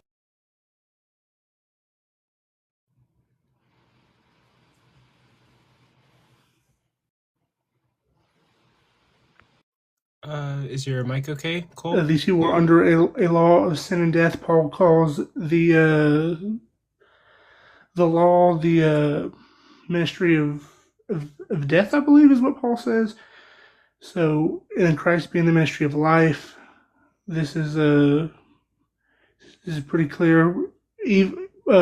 Christ tells Martha when she's talking to him about the death of her brother Lazarus that she says, "I know he will be raised in the last day," and Christ tells her, "I am the resurrection.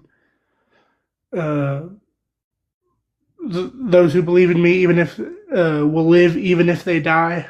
So I mean, this is clearly covenantal and talking about spiritual death, the heaven and earth. That link with the heaven and earth being destroyed, like in Matthew 5, 17 through 18, that's being tied to the temple. They didn't know about a earth, again, as I said earlier. They didn't know of the physical, or they didn't know of the other continents. Their land, or their cosmos, or their world was the Roman Empire. That is what it's talking about. We can't take that context out of this. It just makes it nonsense, in my opinion, to say they thought this stuff was going to be cosmic when they didn't even have that good of an understanding of what cosmic even would have been. I don't see that.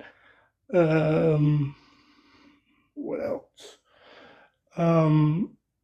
Again, like I said, when talking about the resurrection, Paul does call Christ the first fruits of the resurrection, but when talking about what kind of bodies they will get, he uses the seed analogy. He does not tie this to Christ's resurrection, no matter what type of resurrection you think Christ, whether it be physical or spiritual, he does not say you will get the same body as Christ.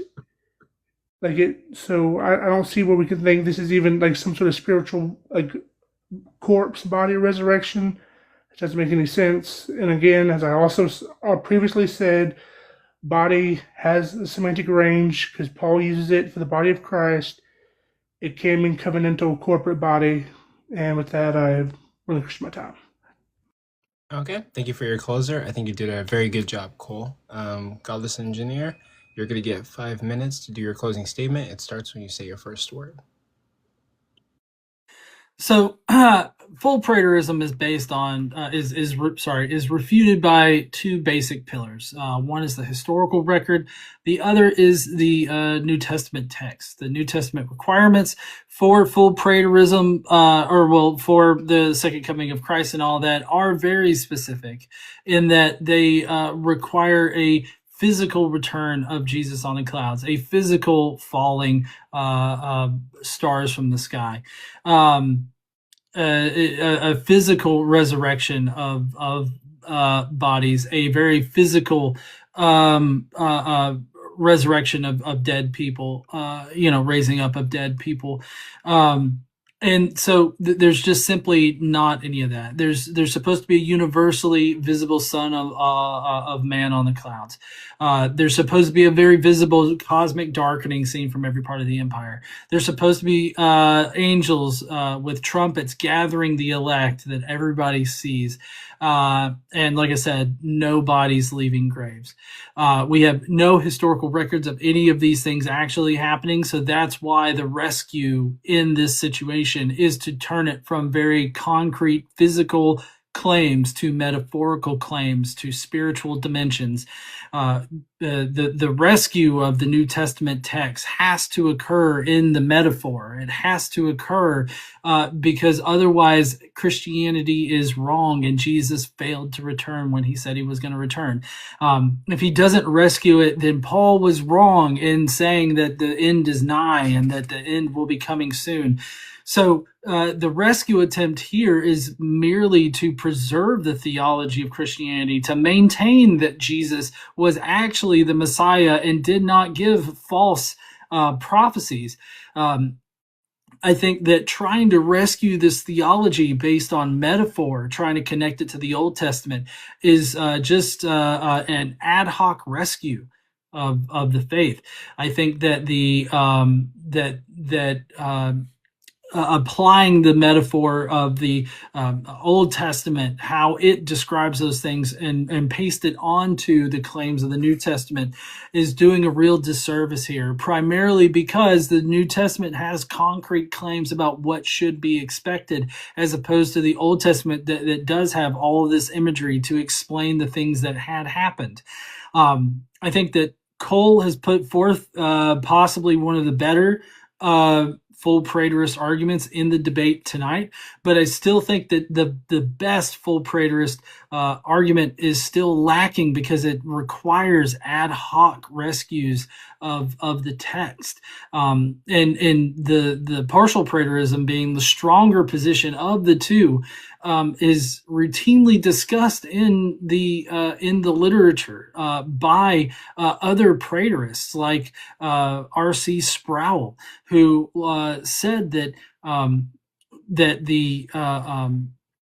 the burden of proving the creedal orthodoxy has been wrong in its eschatological understanding. He has to prove that they were wrong from the very beginning. He failed to rescue 2 Timothy by just arbitrarily what it seems like to me, putting it prior to 70 or saying that they had the intent to write it at that time. I think that there would be no reason to write about this failed full preterism in the 2nd century if it wasn't already something that was going around and being discussed. We see this in other aspects of the Gospels, like with the Romans at the tomb entrance in Matthew. I think that this full preterist view is built upon a bunch of ad hoc claims. It is essentially a bunch of ad hoc claims in a trench coat. Because he has nothing to support that these things actually happened in the way that they did.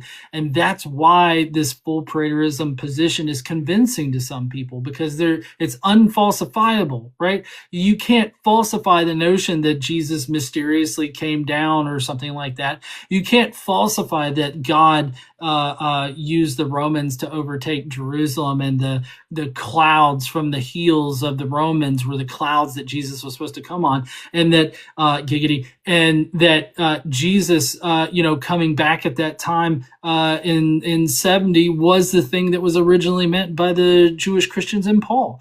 I think all of these are specious claims with no underlying support, and I just totally disagree with the idea that the debate is on. And that's going to conclude the closing statement for Godless Engineer. And with that, guys, that's going to conclude the entire debate.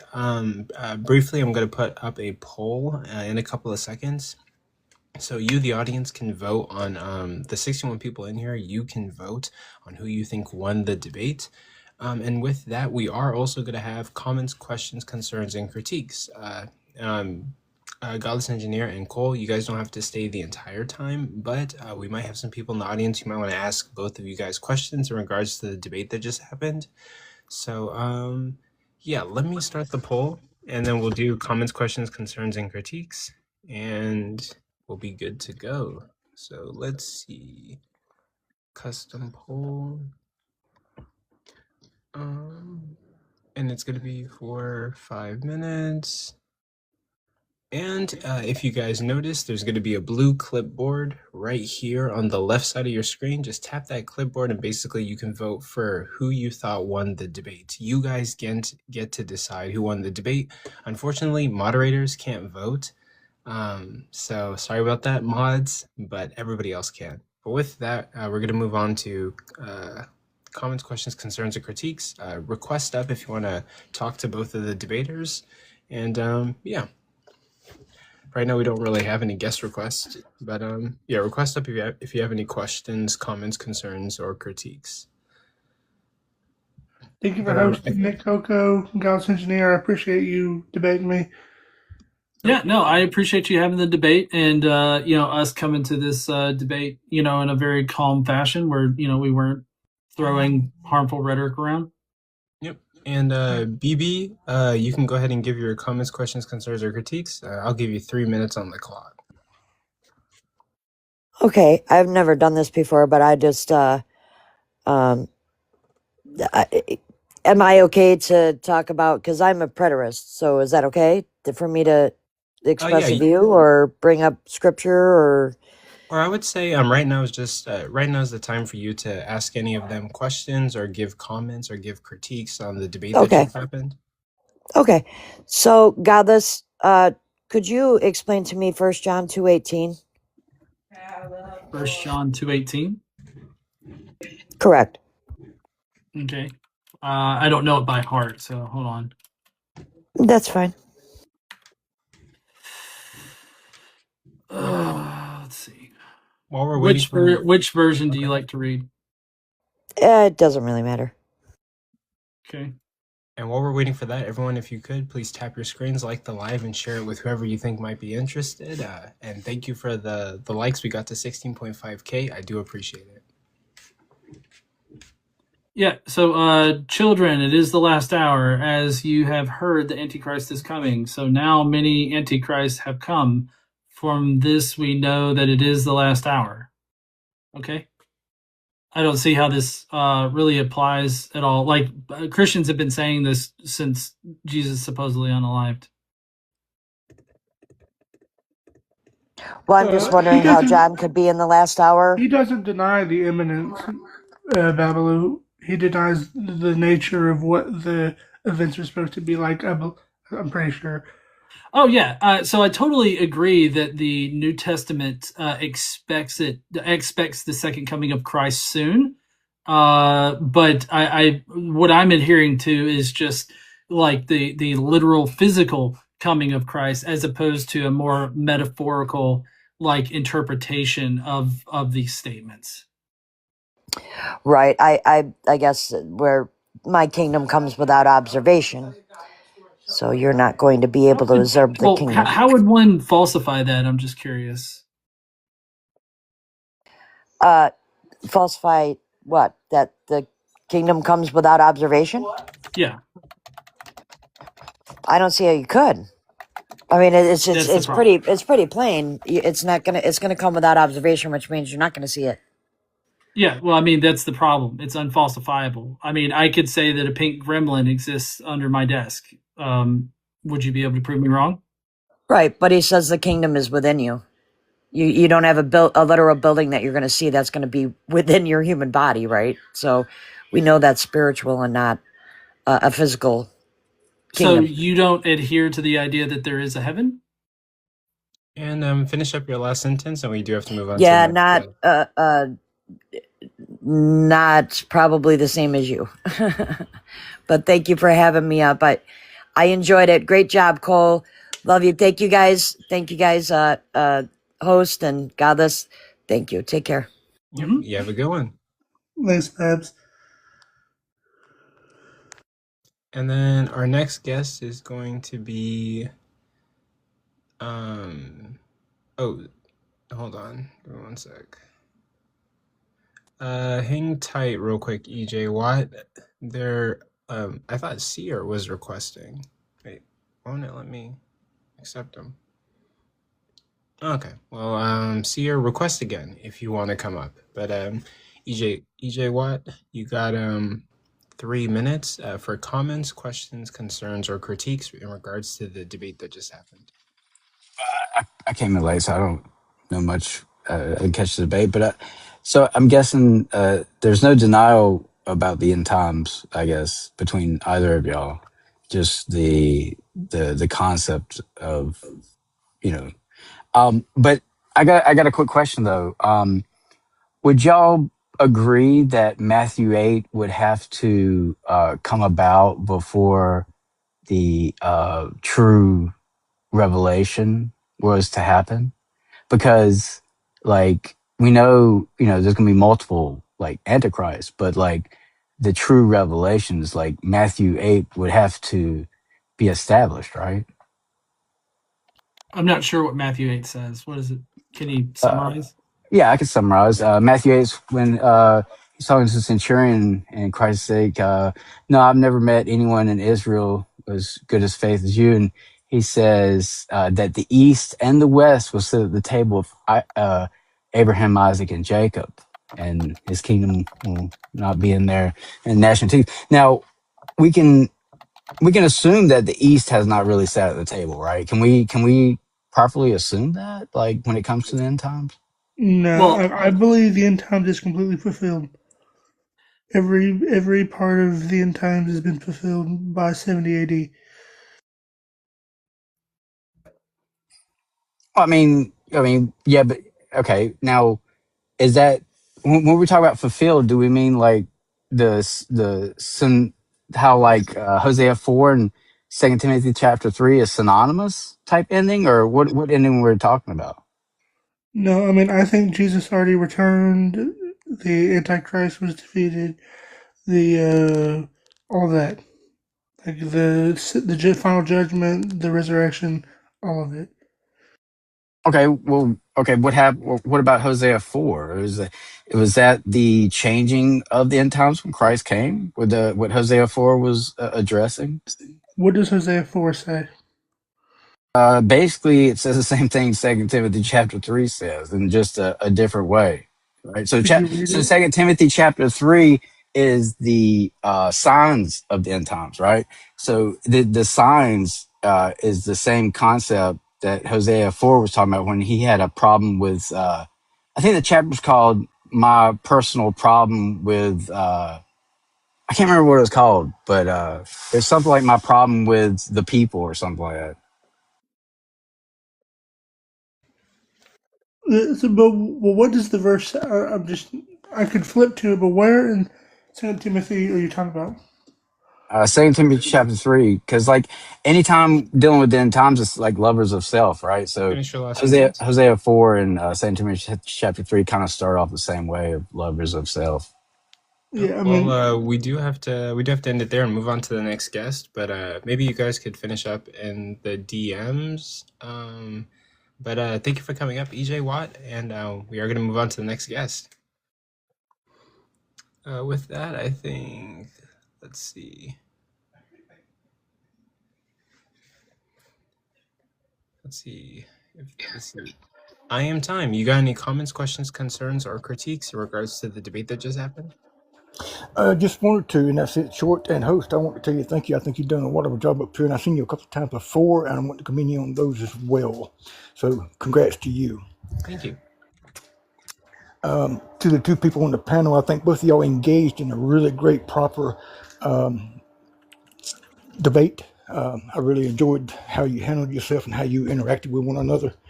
My only critique would be that, Cole, I think you allowed Godless to control your response times too much. You let him control your time and speak on your behalf. And my critique to Godless would be that the debate was, is it biblical, not is it true? And I did handle that, though. Yeah. I did address that. That's why I fast forwarded through the historical part and focused on the New Testament part. For that reason alone, I would be voting for Cole. But you did a good job, man. Here's what I don't understand there, I am time, is that I specifically fast forwarded through the historical part so that I didn't focus on that, so that I could focus on the part that Cole was focusing on. And you seem to go deaf at that point, right? Well, no, it's not that, sir. It's that the debate wasn't about that. You was off topic because you was. I was not off topic. I moved past the historical part and I focused on the actual New Testament claims and what is required on full preterism. I focused on that. I didn't mention. I had a whole 2 or 3 paragraphs about the anti-historical nature of it that I skipped over so that I could focus on the New Testament part. So it kind of seems to me like all you did was listen to the parts that you didn't want to. That you wanted to score against me, and then you failed to listen to the parts where I actually addressed Cole's claims. No, I heard you address Cole's claims, sir. This is okay. Then don't say I didn't. I thought you did it. Don't say that I didn't. Oh no! You just didn't answer them properly. You was trying to prove preterism false, not biblical. No. I was proving preterism was unbiblical. That's the reason why I brought up several different passages from it, right? Yes, unbiblical though. You was trying to prove it false. No. I was trying to prove it unbiblical because it's not because of the biblical requirements. No, well, to me, sir, you was trying to prove it false. Not unbiblical. So I clearly stated that early Christianity rejected preterism. Specifically, I mentioned it in 2 Timothy. Yes, no, I agree with you. But I don't think you did a really good enough job. You focused more on trying to prove it was false than unbiblical. Nope, in my opinion, I focused on the biblical nature of it. That's what I did. Yeah. So you're just delusional. Why are you insulting me just because I come up to give you a critique, bro? Calm down. I thought you. No, your critique is blind. Okay, you're welcome to your opinion. Host, thank you again. You can drop me down. Oh, and with that, we're gonna move on to the next. Comments, concerns, questions, or critiques. Let me see. I'm gonna do this guy. Oh, okay. I guess that guy didn't work. Let me do this person. They were commenting a lot. Hey, KG. How you doing today? You got any comments, questions, concerns, or critiques? Yeah, you don't gotta put a timer on me. I just got a really quick question. Cole, you did great. Godless Engineer, I don't think you understand it. I like your channel though. I'm an atheist too. All right, tell these fucking crying Christians to shut up in the comments though. Stop fucking preaching. All right, good job, Cole. Oh, and thank you for coming up.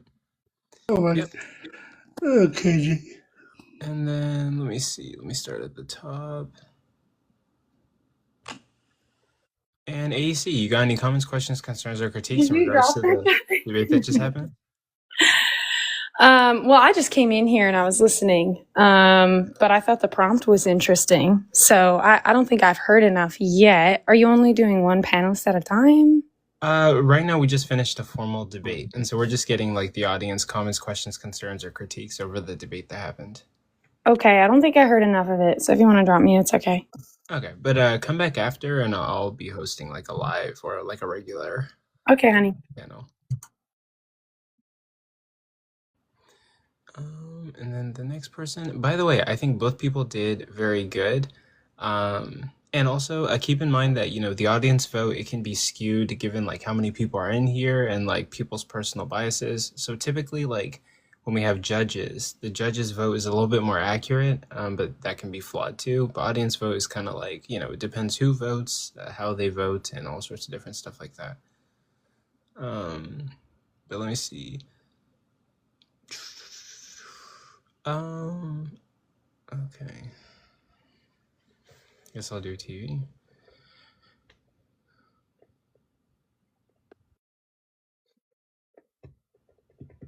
TV, you got any comments, questions, concerns, or critiques over the debate that just happened? Thanks for letting me, Coco. And yes, I have a question because I came in kind of late. Can y'all give me a short preview or answer on what Atheism is? I can. Well, okay. Yes, answer that question, but this is a period for comments, questions, concerns, or critiques over the debate that just happened earlier. So yeah, I think Jesus returned. I think all eschatological events occurred in the first century with the destruction of the Second Temple. That being Jesus' return, the resurrection, the final judgment, all that. So that's a short answer. Can you give me, like, what does that mean exactly? That means that there's no future judgment coming. There's no, that we are in the kingdom now. This is the kingdom age. I'm a universalist also, so I mean, there's that. I don't know. I mean, like, it just means there's no future prophecy in the Bible to come true.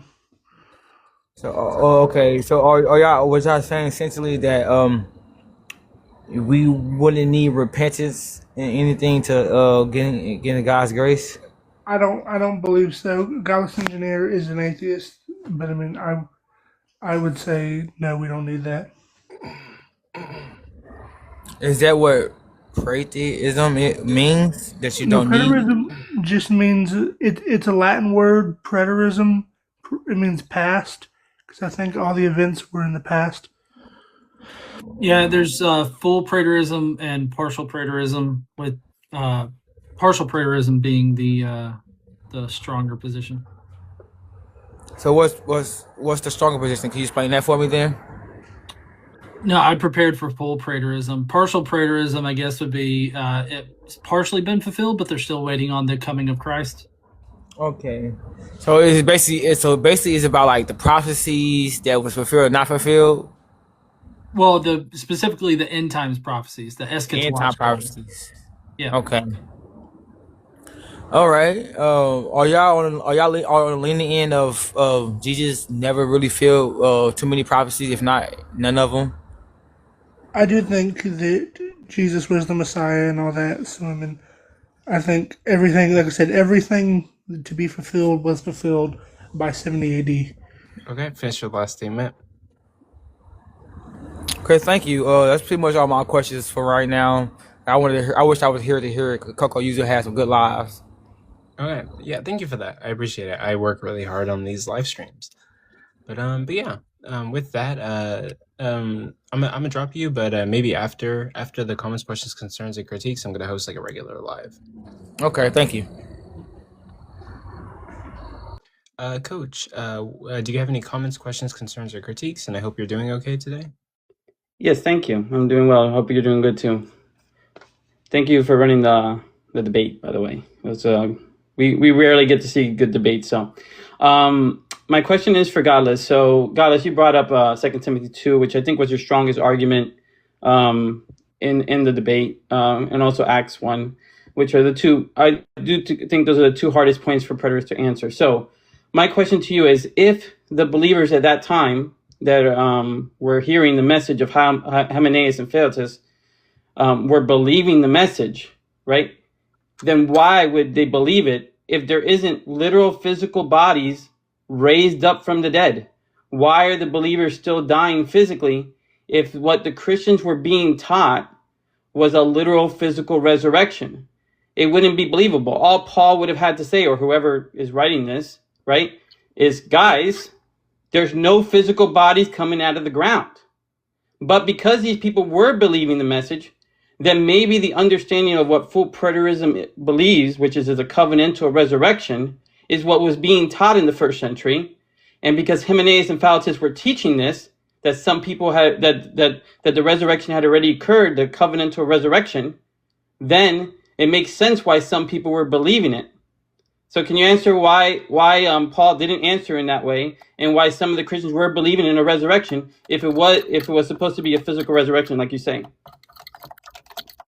Well, I mean, Paul describes it as a physical resurrection, and all for all intents and purposes, it is described as a physical resurrection. But also, we don't know what they were preaching exactly. We don't know if they were preaching like the full preterist view or anything like that as far as like the resurrection goes. You have to take into account when these accounts were written as a gauge of like what exactly were the eschatological claims, because like the eschatological claims that we're looking at now are definitely filtered through a lens of Christian councils, right? And so I don't know exactly everything that was believed by the first century Christians. All that I prepared for was what Cole most likely believed, right?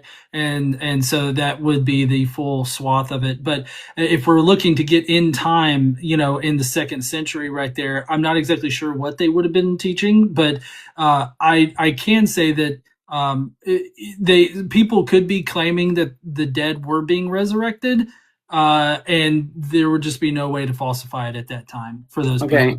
Just to further on, just before I leave. So in 1 Corinthians 15, you said there was a physical resurrection, which is not what Paul said. He said, in fact, the exact quote is, however, right, it says, it is raised a spiritual body. If there is a natural body, there is also a spiritual body. So Paul says that the body that was being raised was the one that was dying, what was sown dying, was the physical body. And then what was being raised was the spiritual body. And then he likened it to Adam, and then he likened it to the last Adam, which was Jesus Christ.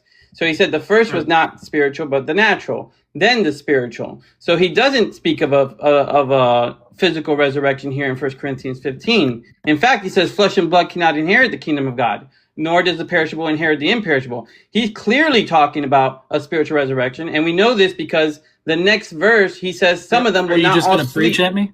Is that all you're going to do? Well, you made a claim that there was a physical resurrection spoken by Paul, and there is no such thing. This is a total mindfuck, by the way. I'm just going to say right now, it's a total mindfuck to hear, people come up here and give me shit for that, considering that I was a Christian for a long time. And the physical resurrection, like of not only Jesus and the physical coming again of Jesus, was something that was taught to me. And in my own research after the fact is something that is believed by the mainstream Christians, and especially the Pauline Christians. It's a total mindfuck to have people come up here and try to preach at me this particular point, right? Brother, this is the debate, and I was bringing up the point that you brought up, and I'm bringing up the point. You said that it was a physical resurrection in 1 Corinthians 15, but it's okay. Thank you for having me up. God bless. Have a good day. Yeah, thank you for coming up. Yeah, I don't consent to the God bless thing. But now, Coco, is it okay if I add something right there? Yeah, go for it. Okay, so I feel like people need to have a better understanding of what Paul says about our future resurrection bodies, and he describes them in the same way that he described Jesus's sinful body. And so, I mean, I am of the firm belief that Paul considered the spiritual realm to be a physical realm. And it only got incorporeal as you got closer and closer to the upper levels of heaven, like the seventh layer of heaven. This is at least what's communicated outside of the New Testament and the wider Jewish Christian literature, but also by Paul himself, that there was physical layers to heaven, right? So, like, for instance, in the life of Adam and Eve and Seth were all three buried in the third level of heaven where paradise is. So even in the extra biblical, the extra canonical Jewish Christian literature, you have a very physical sense of these heavens, a very physical sense of these beings. So that's just cosmologically, it's just totally wrong. And I think that it's really fucking crazy. It's bonkers to me that I could come out here with citations out of my ass, and all that I get back are just specious ad hoc statements that I didn't address how biblical or unbiblical it was, right? That's just fucking crazy to me. Anyways, go ahead with the next person, I guess. Okay. And let's see. I'm gonna let Forrest up here. And I'm gonna let Forrest, did you have any comments, questions, concerns, or critiques? Absolutely. Much like AEC and TTV, I did not watch a moment of this debate. So I'd like to ask who you guys are and what are you doing up here? Jesus Christ, We Forrest. are out of here. This is a professional platform, and I'd like to thank you all for your candor. Godless Engineer and Cole, y'all both did a great job, to be honest with you. Cole, I like you, and I know you, Godless Engineer. I think you've done a great job up here as well. I'm not here to debate either of you, like maybe a couple of the previous people were, but kudos to both of you. You guys were clearly well prepared in your arguments. Cole, I thought you could have done a little bit better job of controlling the cross-examination, but I think that you're just an honest person, and you gave your view, and I think y'all both did a good job. Obviously, there's going to be a lot of people that are in here that are full preterists that are going to vote for you. So at the end of the day, I think that all of these debates should come down to a judge's rule, usually 3 to 5 judges based on an impartial or unbiased, judging system with a rubric. But I think y'all both did a great job. It was very entertaining. You guys both kept your cool. You were calm and collected. You presented your information. You didn't go after each other. So great job to both of you guys. In all reality, I enjoyed the debate, and I hope that you guys come back. And I think both of you did a great job. Thanks, Forrest. I appreciate it, bro. Absolutely. Y'all have a good night. If I can add one thing here, I think the judging is only beneficial if you actually have trained judges in this, instead of just who was personally persuaded. I think the who's personally persuaded by either side is far less profitable of a metric than actual judges. So unless you're going to employ actual judges, then it's really just who was more persuasive to the layman, right? And I don't think that should be the judge of a debate. I'm here for a discussion mainly with Cole, because he wanted a debate or discussion, and I don't see the benefit in trying to get a W or an L. Like, I find value in the conversation rather than who won the debate. Yeah, I don't think that Cole came up here for that purpose, and I don't think you did either. So I would just honestly ignore the comments, ignore the haters, because win, lose, or draw, you came up here. Y'all both did your thing. You presented substance. You didn't even try to use rhetoric. So at the end of the day, y'all are both winners in my eyes, and I think that y'all should come back and debate other topics again, whether it be with each other or somebody else. Yeah, at the very least, you guys were willing to debate. Unlike He Is Risen, I Wonder, Dom Dot, some certain. I'd like to extend a formal debate out to TTV Omni if he can actually find the request button again. But Robin, do you have any comments, questions, concerns, or critiques over the debate that just happened? Yes, I do. It's been a minute since I've been on the panel. Coco, hi. Good to Hi, see you. Godless. I talked to Hi, you Robin. earlier. And hi, Cole. This is my first introduction to you. So a couple things. I did only catch like the half tail end of the debate. Unfortunately, I want to say that both of you, I felt, did a very good job. When I was a Christian, I was a preterist, so I felt like Cole was making some quality points, but I'm not a preterist anymore, so I voted for Dawn. But I came up because I wanted to. Sorry if you guys are hearing my neighbors, by the way. I don't know what's up with them. I wanted to ask John and Cole, based off my own research, based on my own research I've done, it seems to me that of all of the different Israelite Jewish sects that existed in the Levant at that time, like the Pharisees, the Sadducees, etc., it seems like Jesus's idea of a resurrected body aligned most with the Sadducees, and it would have been perfected, like a perfected physical heavenly body. And I'm trying to wrap my mind around how that works in a preterist mindset where you feel like all of the prophecies, all of the things, all the judgment, all that it has already transpired. I'm trying to wrap my mind around that. If you guys could share your thoughts on Jesus's theological views surrounding the Sadducees, that'd be great. Yeah, the Sadducees actually denied the idea of resurrection. So I would kind of, because they held kind of like a national resurrection, like the resurrection of the nation of Israel into like back into like the kingdom that they were before, kind of thing. So I would kind of agree that his would have been closest to the Pharisees and the Sadducees, except his was more spiritual. It was the idea of them being raised out of the old covenant and the law into the new covenant. And so that would be my take on it. Did that answer your question? Yeah. What do you think, John? Well, I think that Paul had a very physical view of the spiritual aspect of reality. That it was a very physical place that you go to that was inhabited by physical beings. So I would definitely say that the physical body, the physical resurrected body, being made perfect by God. I think that that's perfectly in line with with that view. So I'm not sure which group that aligns with, but I think that that's what Paul thought.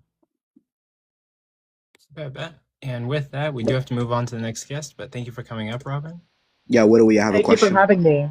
Yep, I appreciate you. Seer, do you have any questions, comments, concerns? Absolutely, I do. Absolutely. Cole Triple H, do you believe John was a preterist? The Apostle John? Yeah. The author of the Gospel or the author of Revelation? The two different Johns. Yeah, the Gospel. Yeah, I mean, yeah, probably. Okay. Yes. So, if John the Apostle was a preterist, why do we see pupils of John actually teaching the opposite of preterism? I don't believe that there. I don't see that. I don't believe that. I don't believe that. Okay. Well, we have historical writings like Polycarp, who are actually going against preterism in a totality, and actually is saying that there is a bodily resurrection that is occurring, and actually going at some of the kind of the viewpoints that full preterism has. And so my question to you, or if any preterist wants to ask himself in their mind, if John the Apostle was a true preterist, and Polycarp, who we obviously know as a historical pupil to John, is going the opposite of what you believe John is teaching, it doesn't make sense at all. Yeah, like either like one being the only person's word we have to take for the fact that the Polycarp was a disciple of John is Irenaeus, I believe. He says that. Yeah. So Irenaeus quotes that Polycarp. It's a super trust me, bro situation. Sure. Was Irenaeus of Lyoness not a part of the succession of Polycarp? No, I don't believe in apostolic succession. I believe the church. You don't necessarily have to, but in your worldview, a fictional line, there is a line in which Irenaeus overlines with Polycarp, and they have a connection in which Irenaeus would know these things. But like, I believe even if that being the case, that Does Irenaeus not? Because I was a church father guy at one time. Did he not say that he knew that like he watched John teach as like a child? Is that not what it He said? was, yeah, it says he was a hearer and a pupil of John. So like just because this guy heard John give sermons in John's old age when he was a kid doesn't mean he like that. Yeah, that doesn't add up. Okay. And with that, we do have to move on to our next guest. Alrighty. Let's see. I'll do two more, and then I'm gonna shut down the live, then restart the live to basically have like the after party where we just hang out and talk about like a different topic. And then I'll be editing and posting this on my YouTube channel. So if you're just joining and you missed the debate, which is Godless Engineer versus Cole HH over is full preterism biblical? Right now on YouTube, I am live. So if you go to my YouTube page and you go over to the live tab, you could watch the live recording afterwards. It's going to be there tonight, immediately after I end this live. But I am going to edit it and put like a version that just has like my intro and my outro attached to it and basically the full debate. So, but yeah, I'm gonna do like two more guests and then yeah, we'll call it a day, guys. Sounds good. You can drop me if you need. Shadow, you got any comments, questions, concerns, or critiques over the debate that just happened? Yes, just for a quick understanding, Godless, when do you, because I'm not familiar with preterism, so, but Godless, you said that you believe that is the prophecy has been fulfilled. When do you, at what time period, when do you think it was fulfilled? I don't think it was. I'm an atheist. Oh, I thought you said it was fulfilled. I apologize. So No, you it don't was believe? Okay, That's so what I say. okay, you believe that it was fulfilled already? Yes, all prophecy. Okay. Godless, I wanted to kind of more understand your view, but just for time purposes, I'll say what I get from the bit that I've heard from you guys is it possible that all things are happening at once? So if they was talking about it at some point and now right now we're waking up into the Christ consciousness. So I don't know about the physical, about it being physical, but I agree with what you said, Godless, about going through different realms, the divine realms. And as we get higher in the realms, if I heard correctly, that we more crystallize and lose our physical body. But for the next steps, so is it possible that maybe both things are true, that it's happened in the past and is being prophesied again and happening now? Does that make sense to what you guys are talking about at all? I don't think so. I was describing first century Jewish Christian ideas and not my own ideas. So Oh, I see. And I'm not familiar with their ideas. But I guess I'll just leave with that. Then I guess my view on it, and I'm new to the topic and learning these things, is that what I believe is that that if you want to call it God, the biblical God, or whomever, I think the source creator, which is our higher self, is experiencing itself and ascending at different time periods. That's why we have different civilizations who always make it to the peak and then crash. And now I believe it's the final incarnation of this version of us as humans. And then we'll be not at the right hand of God, but onto higher realms, 1,000 years of peace as described in the Bible. And when we manifest, we create. And we'll go through that process for however long until we go higher up in the realms, until we merge with the Godhead. And but I believe all of it's happening at once. But that's all. And I appreciate you guys. This is an awesome channel. I'm new to TikTok as a whole. So you guys are inspiring, good conversation with both of you guys, and the host, you amazing job. So appreciate you guys. Thank you so much. And feel free to come back anytime. My name is Coco because I run the page, The Controversial Compass, a space where only the best ideas win. I debate people. I host formal debates. And basically, yeah, it's a debate, formal debate channel. And basically, I'm trying to bring professional debates to TikTok because I'm a fan of debates. And I'm also trying to document my journey to figure out what my beliefs are. I'm currently Awesome. agnostic. Okay, awesome. I hate all of you guys with the follow, so appreciate it. Good job. Absolutely. Thank you so much for coming out. And with that, we're going to do one more guest, and then I'm going to restart the live. And yeah, that'll be the end of the night. Let me do. Hey, Phoenix, do you got any comments, questions, concerns, or critiques over the debate that just happened? Yeah, I appreciate being let on as the last guest. I heard the end of this, so I heard I think Godless talk about. He mentioned I think Paul's idea of like Jesus's body being sinful or something, and I was wondering where he was getting that from. I just want to make sure that I understand correctly. Yeah, so I mean, he's pretty explicit about the body, the pre-resurrection body versus the post-resurrection body. The clearest example of that is the allegory of Galatians 4. He explicitly says that like the when Jesus was born of a woman, he was born in sinful flesh, right? And so Okay. when he unalived, right, he was reborn into a new body that was not sinful, that was of the kingdom, right?